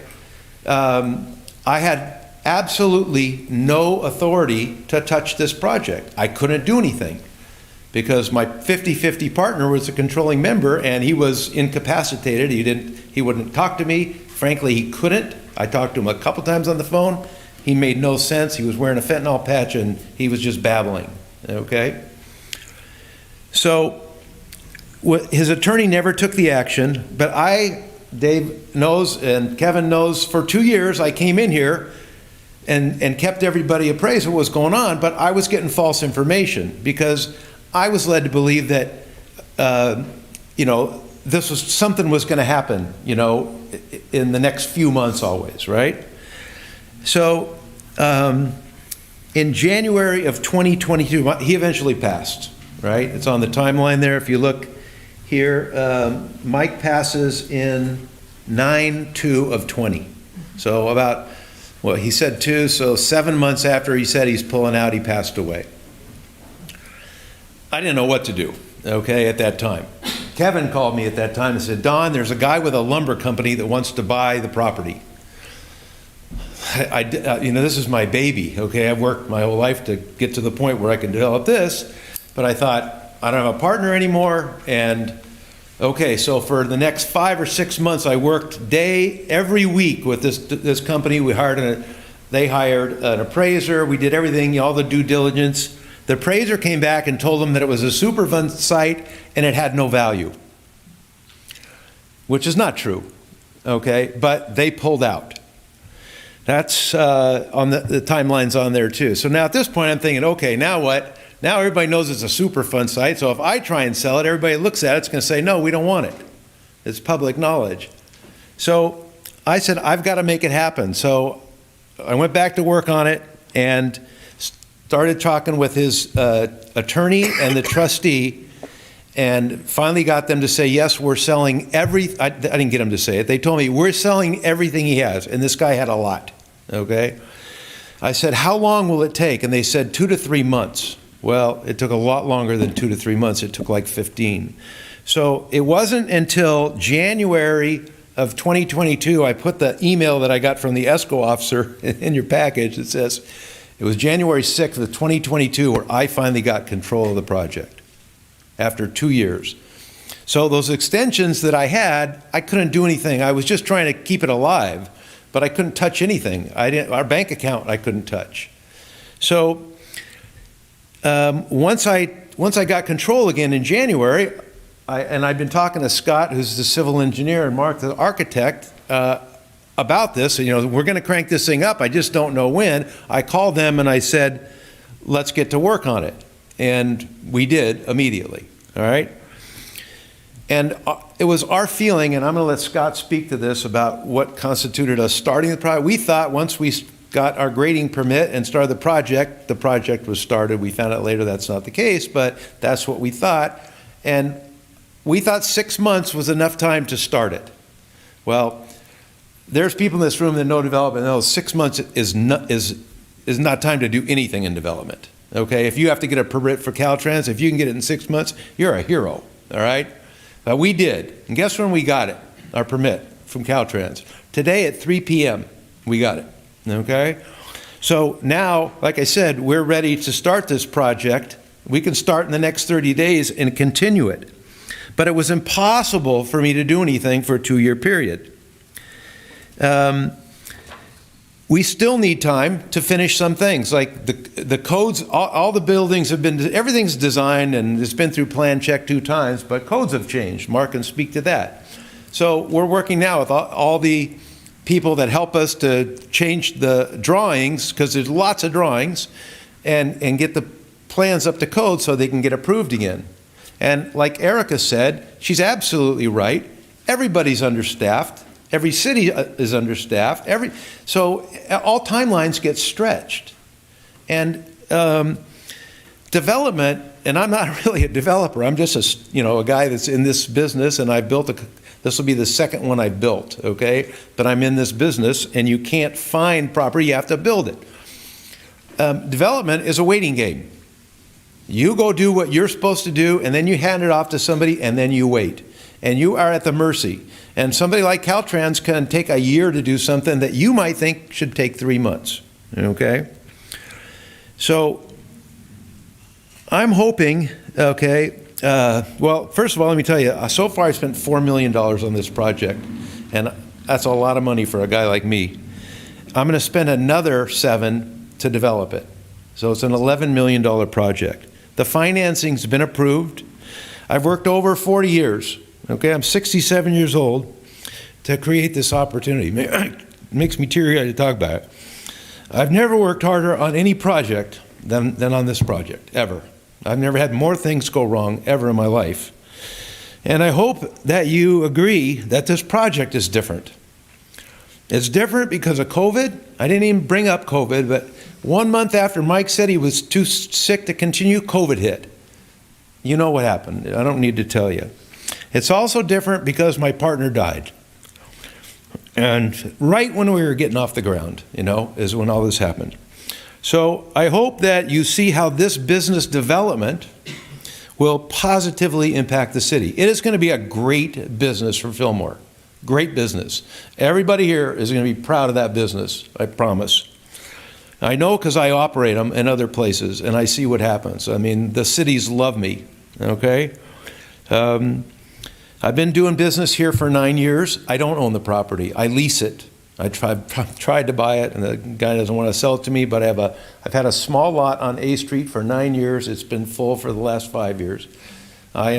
Put guys out there with those big giant trucks that haul fruit. I give them discounted rates. I'm the kind of guy you want in your city, right?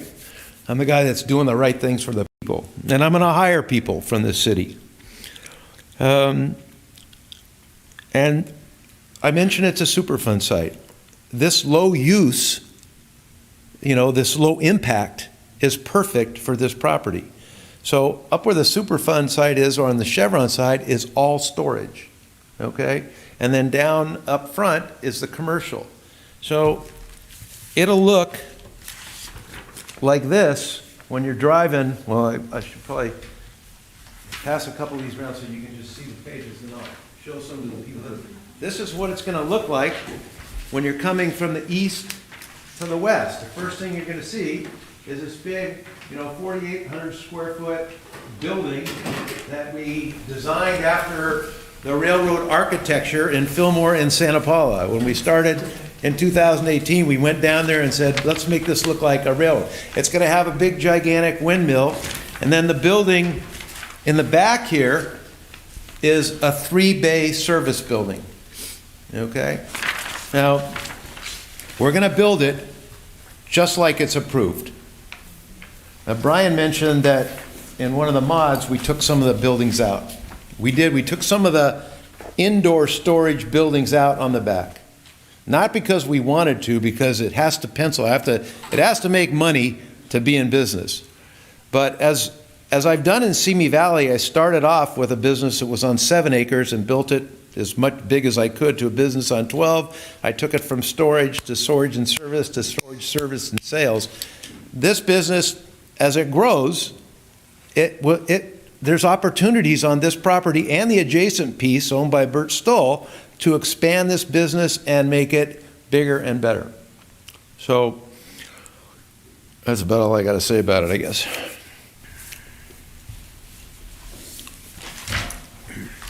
Scott, you're next.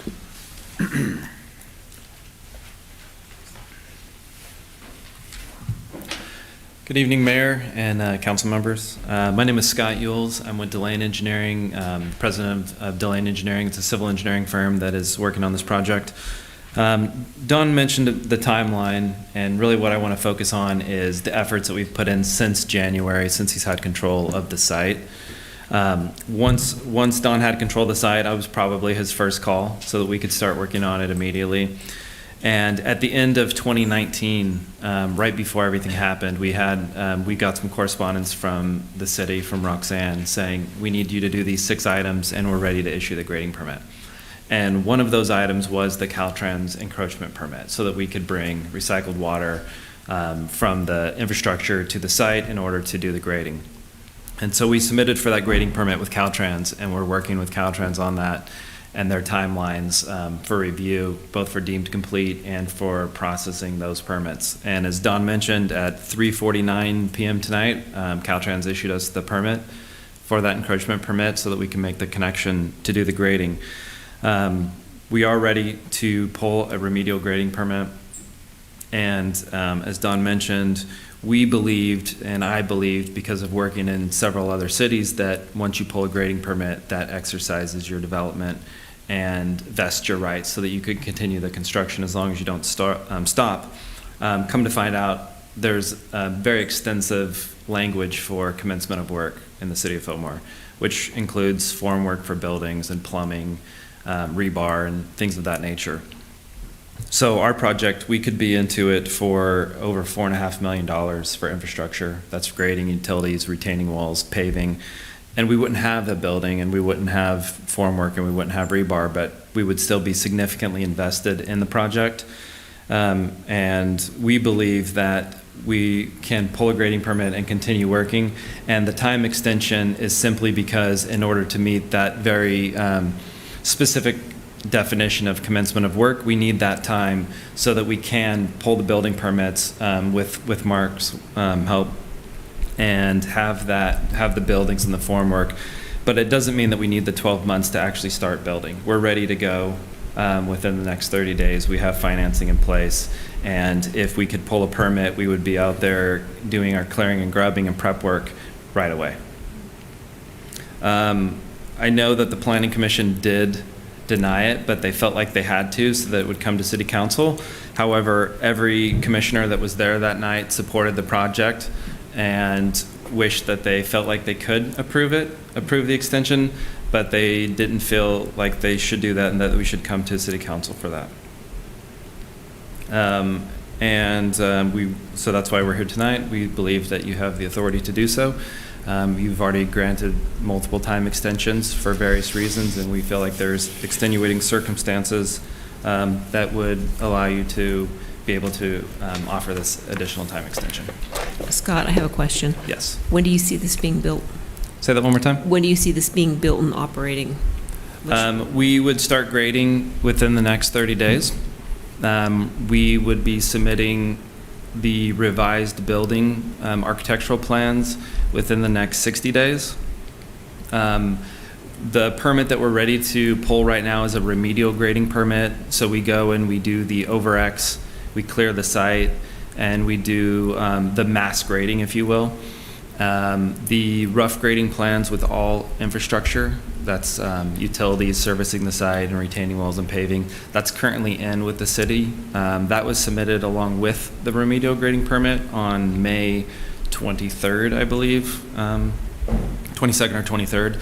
And so as soon as those plans are ready, we would be working on infrastructure and then likely having buildings going up in the air, vertical construction, very beginning of next year. Okay, thank you. So like I said, there's $4.5 million of infrastructure that has nothing to do with the building. So it's a significant, it's 10 acres. It's a lot of land, a lot of grading, a lot of utilities. We have, even though they're temporary storage, we have fire hydrants throughout the site. And so there's a water loop that goes throughout the site and significant storm drain infrastructure as well. Okay, thank you. Thank you. Mark, you coming up? Good evening.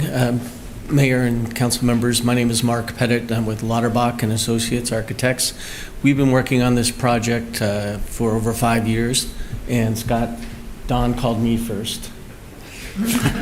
And as was mentioned, we submitted the plans almost immediately after it was originally approved. We went through 2 rounds of plan check, getting ready to get everything together, getting some bids together, and then everything happened and stopped. But during that time frame, we were in contact with Don regularly throughout, and even Scott too. So the project has always been on our desk, ready to go. But of course, without the permits for recycled water, nothing can happen. And we have to have everything built and the pads built first before we can even pull a building permit. So the infrastructure has to be done before a permit can be built.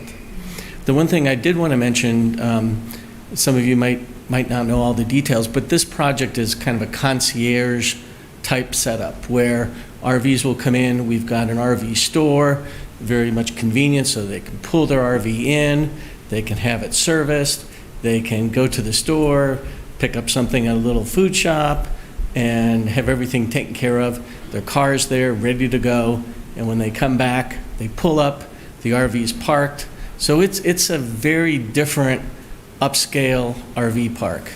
And because of that, there's lots of little pieces that are important.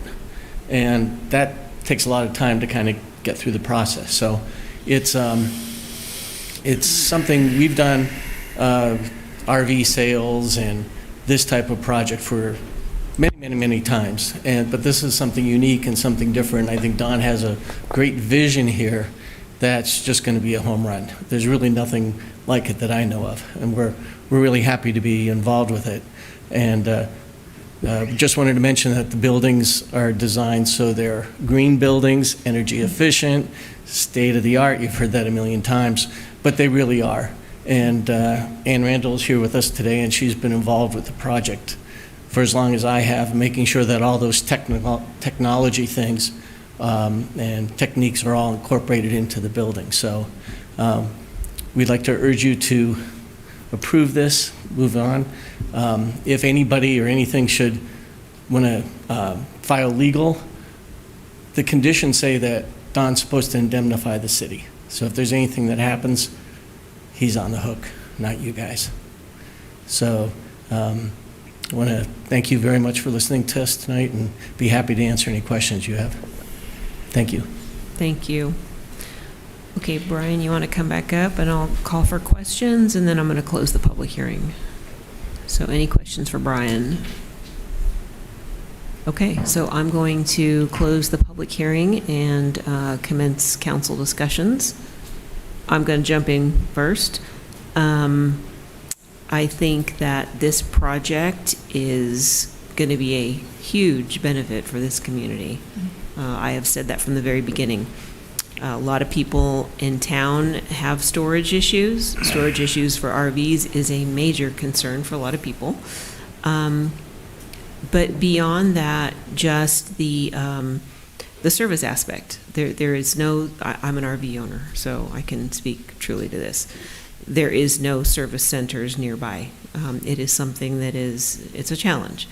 The property is large, it's ugly, it's been ugly for a long time.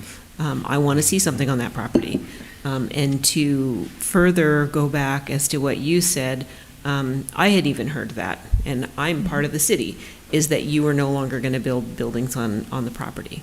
That was not your intent. You have said that you are going to tonight. I will honor that, and I will hold you to that, because 100%.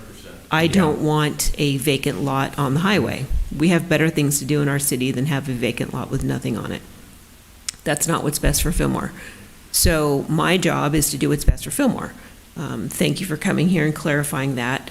I know that you have ample time and money invested in this. I would like to see it go forward. And, you being forthright and saying that, hopefully within the next year, you're going to have sticks in the ground, that's promising. I want to see that happen, because to continue moving these out and moving these out and moving these out, it makes it very hard for us to stand behind you when, you know, our code doesn't necessarily call for that, but yet we grant you, you know, graciousness and other projects that come forward that aren't great for the city, and we don't do the same for them. It creates a problem for us. So because it has been COVID, because you have come in and substantiated your issues, it makes sense. I believe that you've built a good case. Personally, I am for going against what Planning Commission recommended and granting the extension. I don't know where the rest of the council members stand on that, but that's the reason why, and that's you know, that's my take on it. I think it's good for the community, and I'd like to see it. Let us talk amongst ourselves real quick, if you could. And I was going to mimic what Diane said. We thought when you came with this project before us that this was a good project, and we wanted it. The Planning Commission, you have to understand, their hands were kind of tied. They can only interpret so much, and they were probably right in thinking it was going to get appealed. I would like to see this project move forward. I hope that a year is enough for you to get going, because if you come back again, like Diane said, we're going to go. You know, I mean, we can only go with this for so long. So I'm for giving him his time extension also. Okay, well, I'll jump in on this. I also agree. I was here at the very beginning and paid attention to it. It's a great plan. I think it also will bring people to our community. And we're not having the train anymore, so at least we'll have something that brings people in. And I also feel that as a city that is often late when we ask for things, you've heard that the whole night, and we're asking people, organizations and other groups, to forgive us and let us go ahead, I think we need to give that same consideration for companies that truly have dedicated and told us very specifically what the issues are.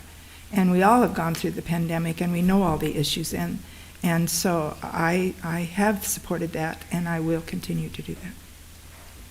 Okay, other comments? I'm just also in agreement with the rest of council. I appreciate the three of you being here.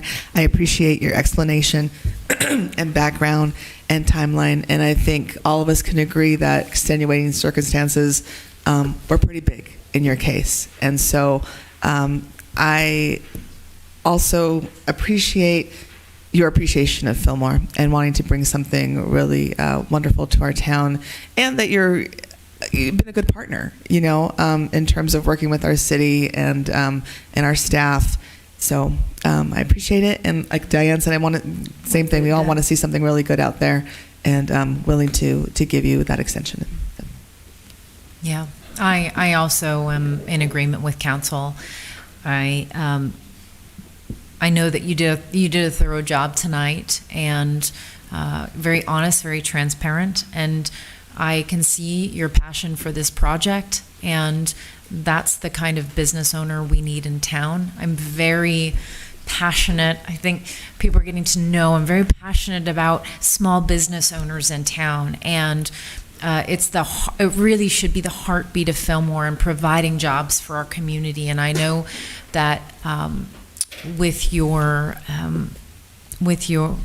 everything you've laid out here, that is, you know, what you're going to do. And we all want you to. We're all rooting for you, and I think that the fact that the Caltrans came through at 4 o'clock today was a bit fortuitous, because, I mean, it literally came in at the 11th hour, right? So I think with that, is there any other discussion? Nope. Make a motion. If you would like to make a motion, I do have a please question. do. I have a question of him, if that's okay. Yes. I do have a question. At the very beginning, we talked about El Dorado across the street. Right. And people coming out, and there was, I forget what the resolution was for the traffic. Do you remember that? So everybody would love to have a signal there. Okay, it'd be good for the business. Everybody'd love to have it. And I think eventually we will have a signal there. but I've done 3 traffic studies, okay? I've been told by the traffic consultants that we're never going to meet warrants. But there's other things that we can do, and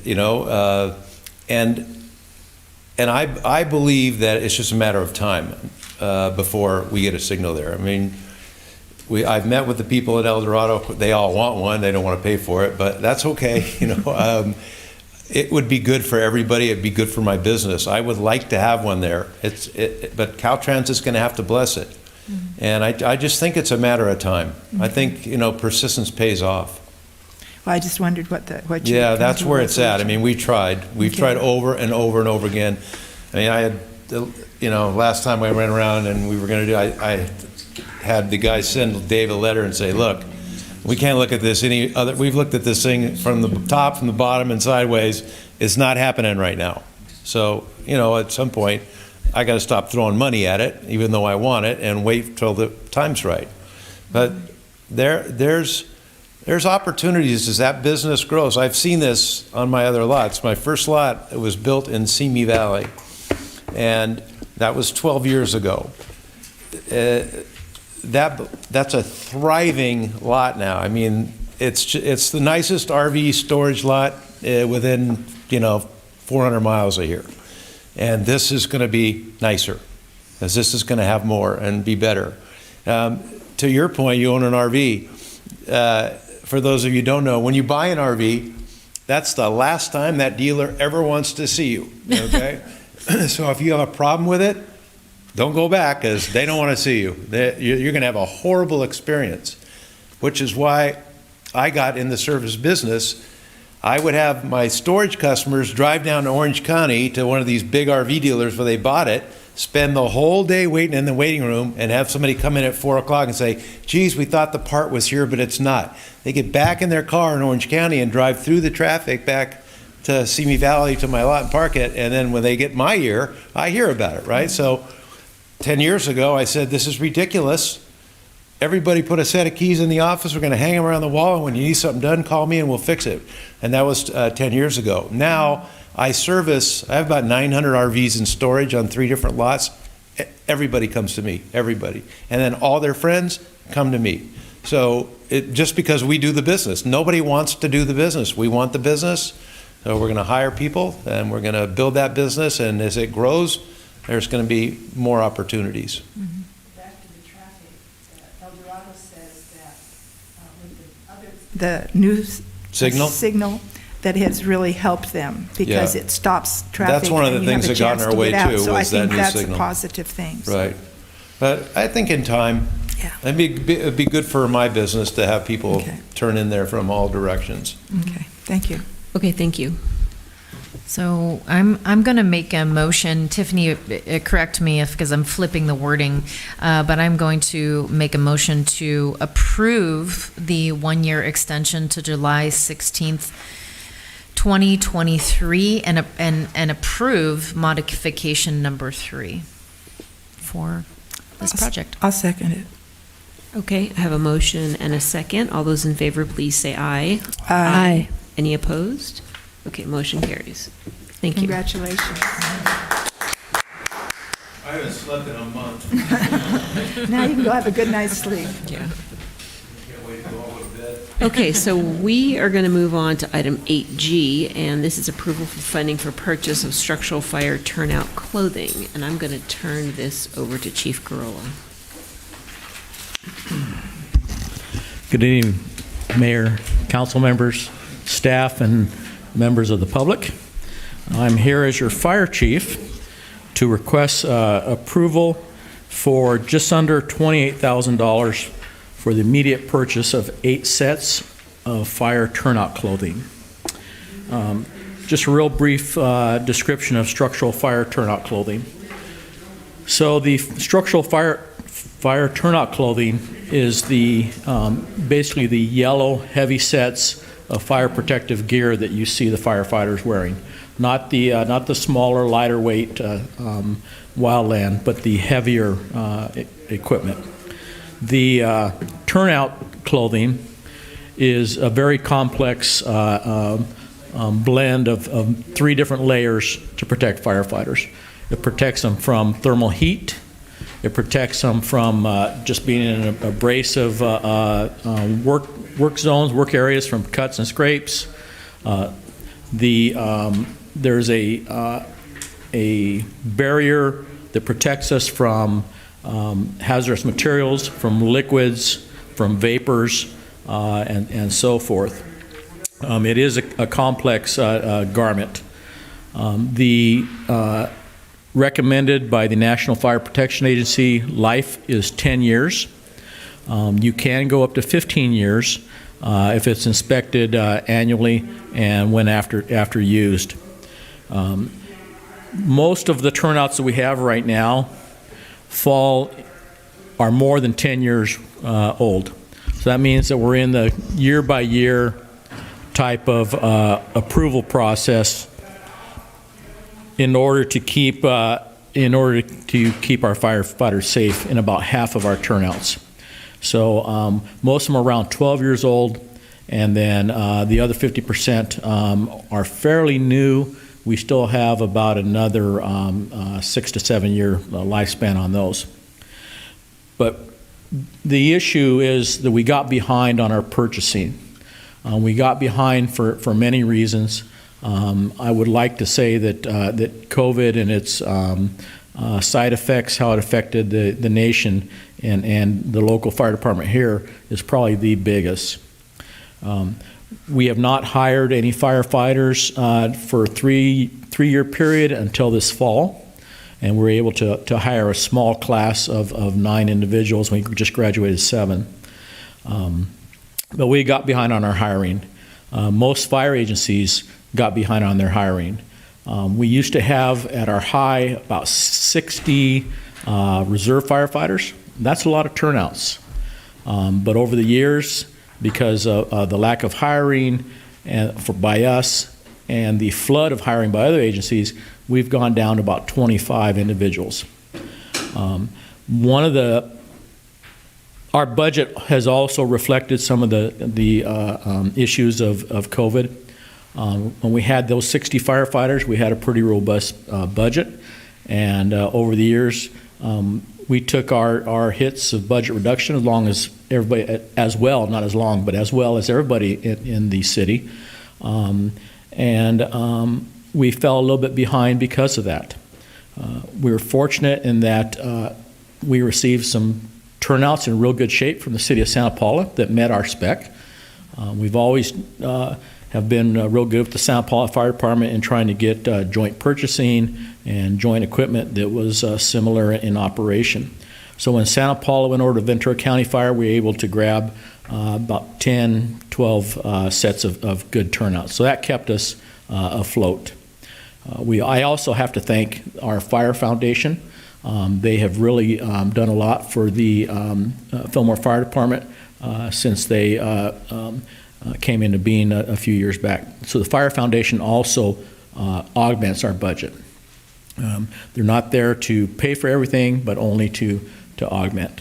So we got a little bit behind. Things are a little bit better. Instead of having to purchase 60 turnouts now, we're down to, again, about 25 reserves. But because of the council augmenting our permanent staff, we now have additional full-time firefighters, which lessens the overall amount of reserve firefighters that we require for our daily staffing. So it's kind of a combination of a lot of issues. The turnout manufacturing process has taken a hit over the years. They've had fires at some of the facilities. They've been shut down because of COVID. So the cost and purchase of turnouts has gone up dramatically.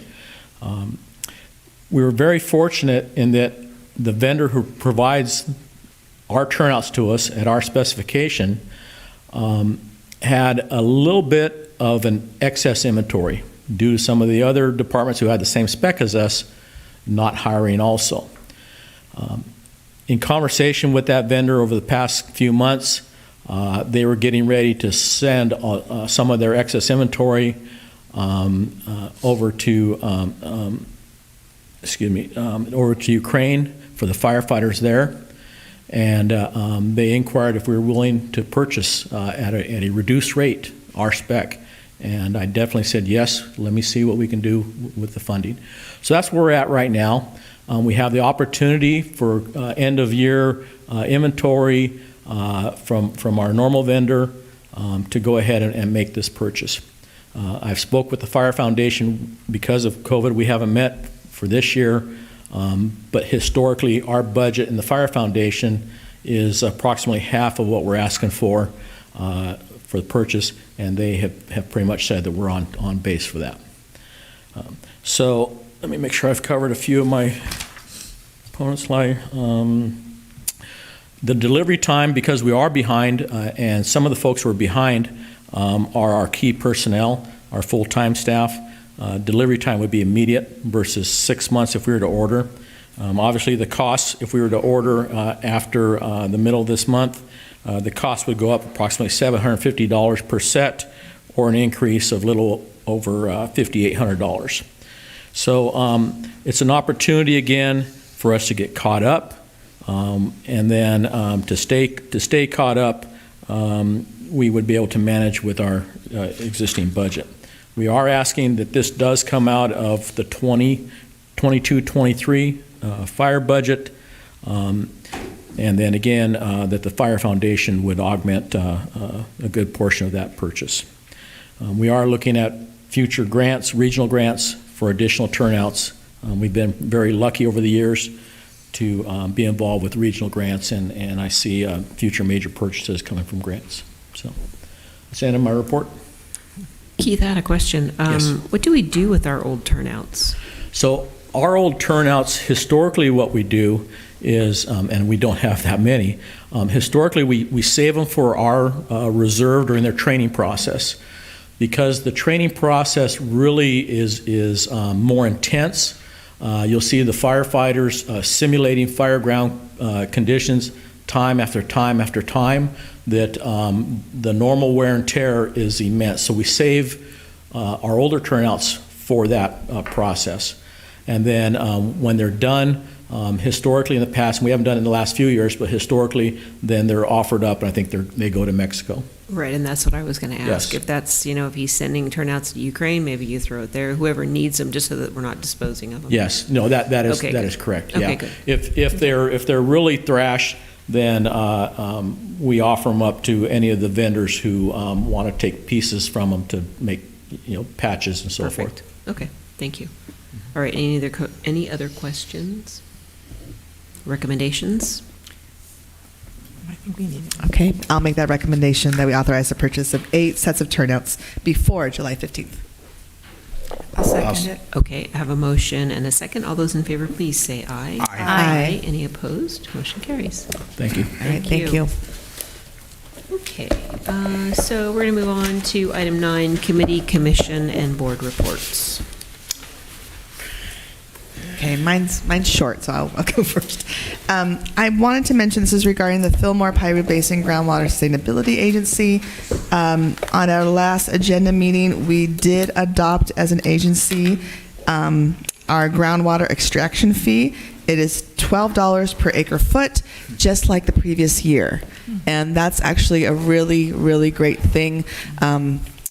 And we're hoping as an agency that now that we have submitted the big sustainability plan to the Department of Water Resources, that was very expensive to do because we had to employ consultants to do that work. Daniel B. Stevens, excellent work. But now that the main crust of that is gone, that we may be able to lower our extraction fees again.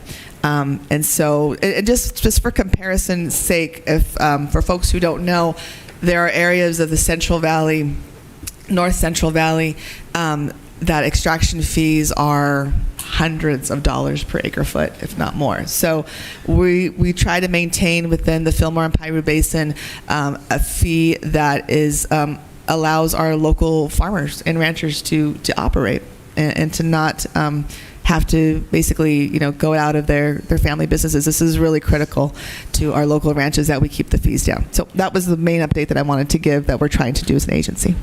Thank you. I have 2. Go ahead, Lynn. I have two committees that I want to report out on. Ventura County Transportation Commission, I'm sure if you travel to Santa Barbara, you've seen all that construction around Carpinteria. It's completed, and that has really improved the transport. So you can go up with less traffic. Well, same amount of traffic, but less backup. And VCTC is applying for grants to extend the bike lane from Satakoy to Piru. It's going to take time. It's going to take a lot of money and a lot of work. And I'm very pleased. I met this morning with Martin Erickson, who is the executive director of the commission, and he is going to be working with farmers and talking with them so that they understand what it is and what we will do and get their point of view, and so we can deal with that. The Arroyo Simi Bridge. Many years ago, when I was the principal at Mesa Verde, there was a suicide there. It was a 3-year-old boy who was severely autistic, and the mother was so sad that she took the little boy in her arms, stood on the bridge, and jumped. And this is not uncommon. It's called the Suicide Bridge. And they have now started a suicide prevention committee, and there's funds available to see what we can do so that there can no longer be suicides on that bridge. And then for Air Pollution Control Board, well, I'll skip that one. Ventura County Regional Energy, they still have energy efficient boxes. I don't know if any of you checked those out of the library. They're really good. I got mine. They have insulation for you and how to check your windows to see if you're losing energy. It has light bulbs that are good that you can use. It has so much stuff. And they're now going to have what is it called? An induction stove top, and you can check that out of the library. It will start next month to see, and it even includes the pan that you can use in it, so you can get an idea of what a stovetop induction does. So you can check it out. And unfortunately, our library is a little bit limited, so I'll talk with the librarian to see how we get to check ours out. And that's it.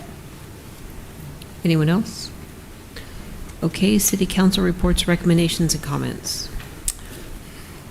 Okay, sure. I'll make a couple of comments.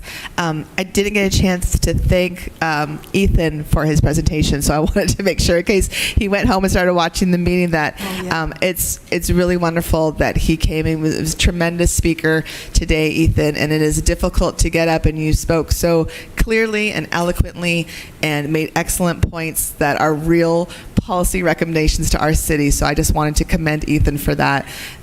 We hope to hear more from him, and I will talk to him more about his ideas. And actually, one that I wanted to put out there that he did mention, and I was already going to mention in my comments, is that I have been taking my daughter to a basketball camp a couple weeks ago in Camarillo, and I would pass the Camarillo Public Library, and it has a big lawn, beautiful building, but that lawn is totally brown right now. It is brown. And there's a big banner on it that says, City of Camarillo encourages all residents to conserve water. And so I would like for us as council members to consider, or really to ask staff actually, for an agenda item to look at the different spots that we may be able to do the same. If we have grass that we're watering, in areas that aren't being used and walked on, not our parks, of course, but we do have a lot of, just little pockets of areas. I'm thinking up Central, I know on the right side going up towards Foothill. Just areas that we as a city can take the lead in terms of showing that, can we do this right now?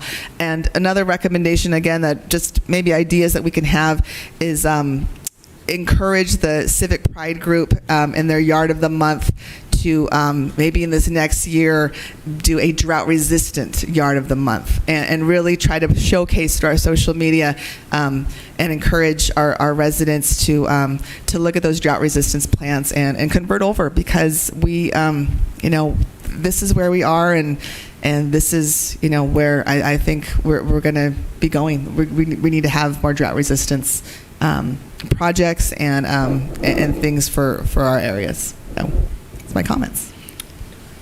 Okay, Lynn, go ahead. Lonnie mentioned that the camp that we sponsored, the Friday camp, was poorly attended, and I'm wondering, I'm disappointed that we're not putting out on the water bill in both English and Spanish, activities that we have available, because I know the Spanish community has told me that's where they get their information. So I would really like to suggest that we do it sometimes, but it's usually what we do it in is things like you need to pay back your water bill now, that kind of thing. And so I'd like to really make sure that we get that included in our promotional activities. I found out, and I would like everyone that's listening to, if they're interested in buying a home, banks right now are giving $22,000 to people who want first-time buyers of homes. Now, of course, there are always strings to that, and some of the strings I understand are that you have to get your mortgage from that bank, but that's a hunk of money, and if someone has some money and wants to buy one, I suggest you talk to your bank and see what they have to offer. And we, at the last meeting, chose to go with Edison because they have a green program. And I went online to try to find the green program, and I could not find it. And so I would like to suggest that we have a community conversation, and we invite everyone to come who is interested in finding out about it. And Edison come and not only tell us about it, but help people access it. So I'd like to suggest that we have that, and perhaps that could be on the next agenda. And that's it. Okay, anyone else? Okay, city manager's report. Well, before we do that, do people agree with the community conversation on green energy with Edison? Enough to have a discussion on it? I would like that. And actually, I want to make one more clarification too. I know we had, just a clarification about what we mentioned at the last meeting about Edison and getting there to 100% renewable. I think it was mentioned that would happen in 2035. It's actually 2045. So that's 23 years from now. I wanted to make sure that correction was noted. But yeah, Lynn, I support that. I support that we have a conversation about getting more people into renewables, how to do that with SEC. Because if I can't find it, how are they going to find it? I mean, not that I'm perfect at that stuff, but I was just going to say. but I spent a lot of time on that website, and I even called the only number they have, which has to do with they will put on solar panels onto your house, and it reduces your bill by 30%, but they own those panels, and so they access all the energy from those. And I asked her if she knew anything about it, and she said she'd never heard of it. So well, it's there. I'd really like... I'd seen it on the website. I was going to say, I just Googled it. Yeah, it's on the website. Okay, well, then I'd really like to see if we can help people access it. That's the important thing. So maybe we can look into like an instruction sheet or something through Edison. Yeah, I was going to ask two questions about that. Rather than have a community conversation, we had Edison come in before. Is there a way that we could have Edison come in at the beginning of a meeting in the presentations and sort of just... Is Rondi still with Edison? Is she still it? our person? Who's our Edison person now? Well, maybe he can come in and make a presentation. Well, if so, then if With that's some something handouts. that the group would like, I'd like to then notice people ahead of time that someone's going to be here so they can either watch it on TV if that's working or come here themselves so they can really get the information. And I'd like to have it be in both English and Spanish. I'm supportive of that. Does that sound good to everybody?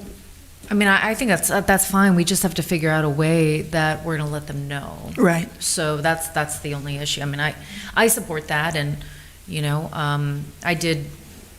Yeah, I mean, I think it would be great because you're right. The website is confusing. I did find it, and I was able to research more. But that's okay because it's just you just kind of have to keep clicking, But I do want the community, in light of the vote, the decision last time, I do want the community to be able to access it so that if they choose. Yeah.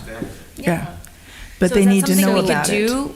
Well, maybe maybe they have some kind of like an instruction sheet or something that can guide people through it. I mean, that could be something And they that could- we and they can could look hand it into. out when they come. Well, that's what I mean. They can Yeah. hand it out and leave it behind, and people can take pictures of it and share it with their friends and put it on their own social media to get it out there too. Right.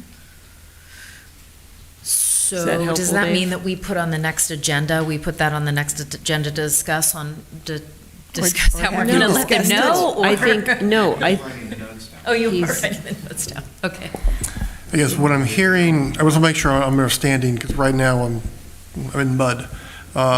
It sounds like we want to have Edison basically bring in a piece of paper and show us these are steps for you to find the green energy.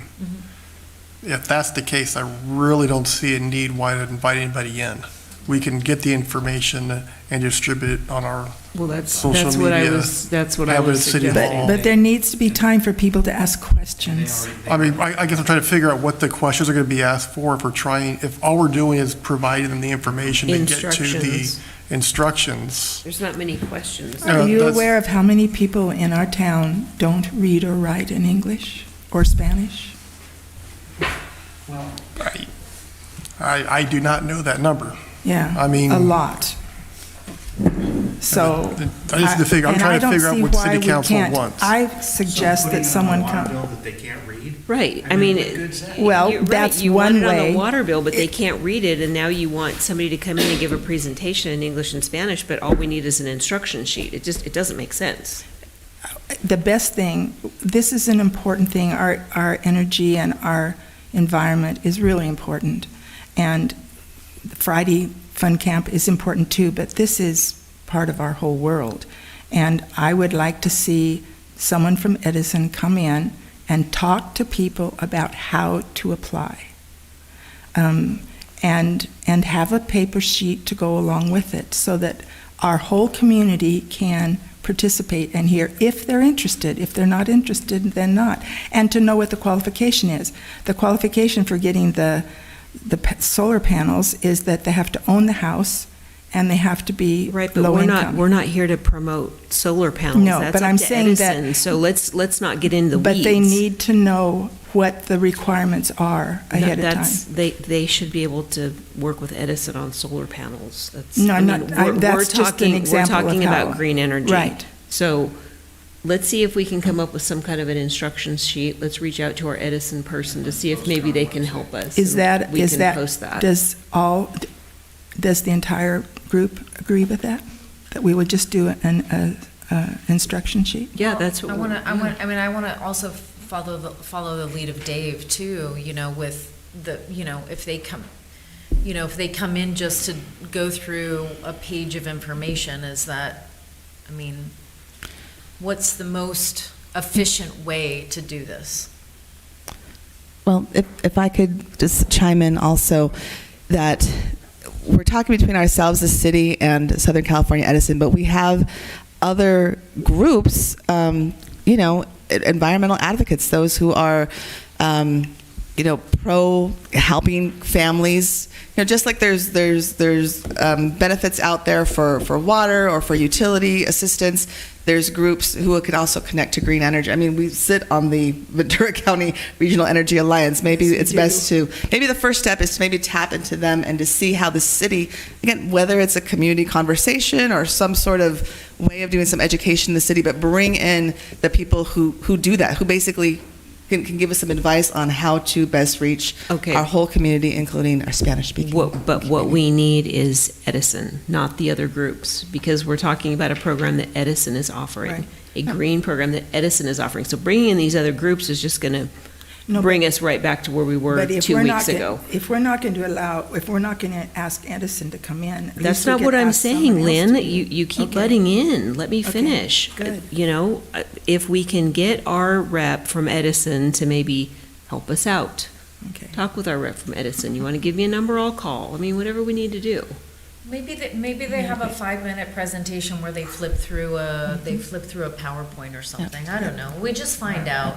Maybe just come back with a report of that, of what we find. And there may be someone specifically, again, who is a Spanish speaker or who they have a cultural, an outreach person. I'm sure they probably do have an outreach team, and let's make sure that it's someone who is bilingual and can make that short presentation. I think that's what I would like.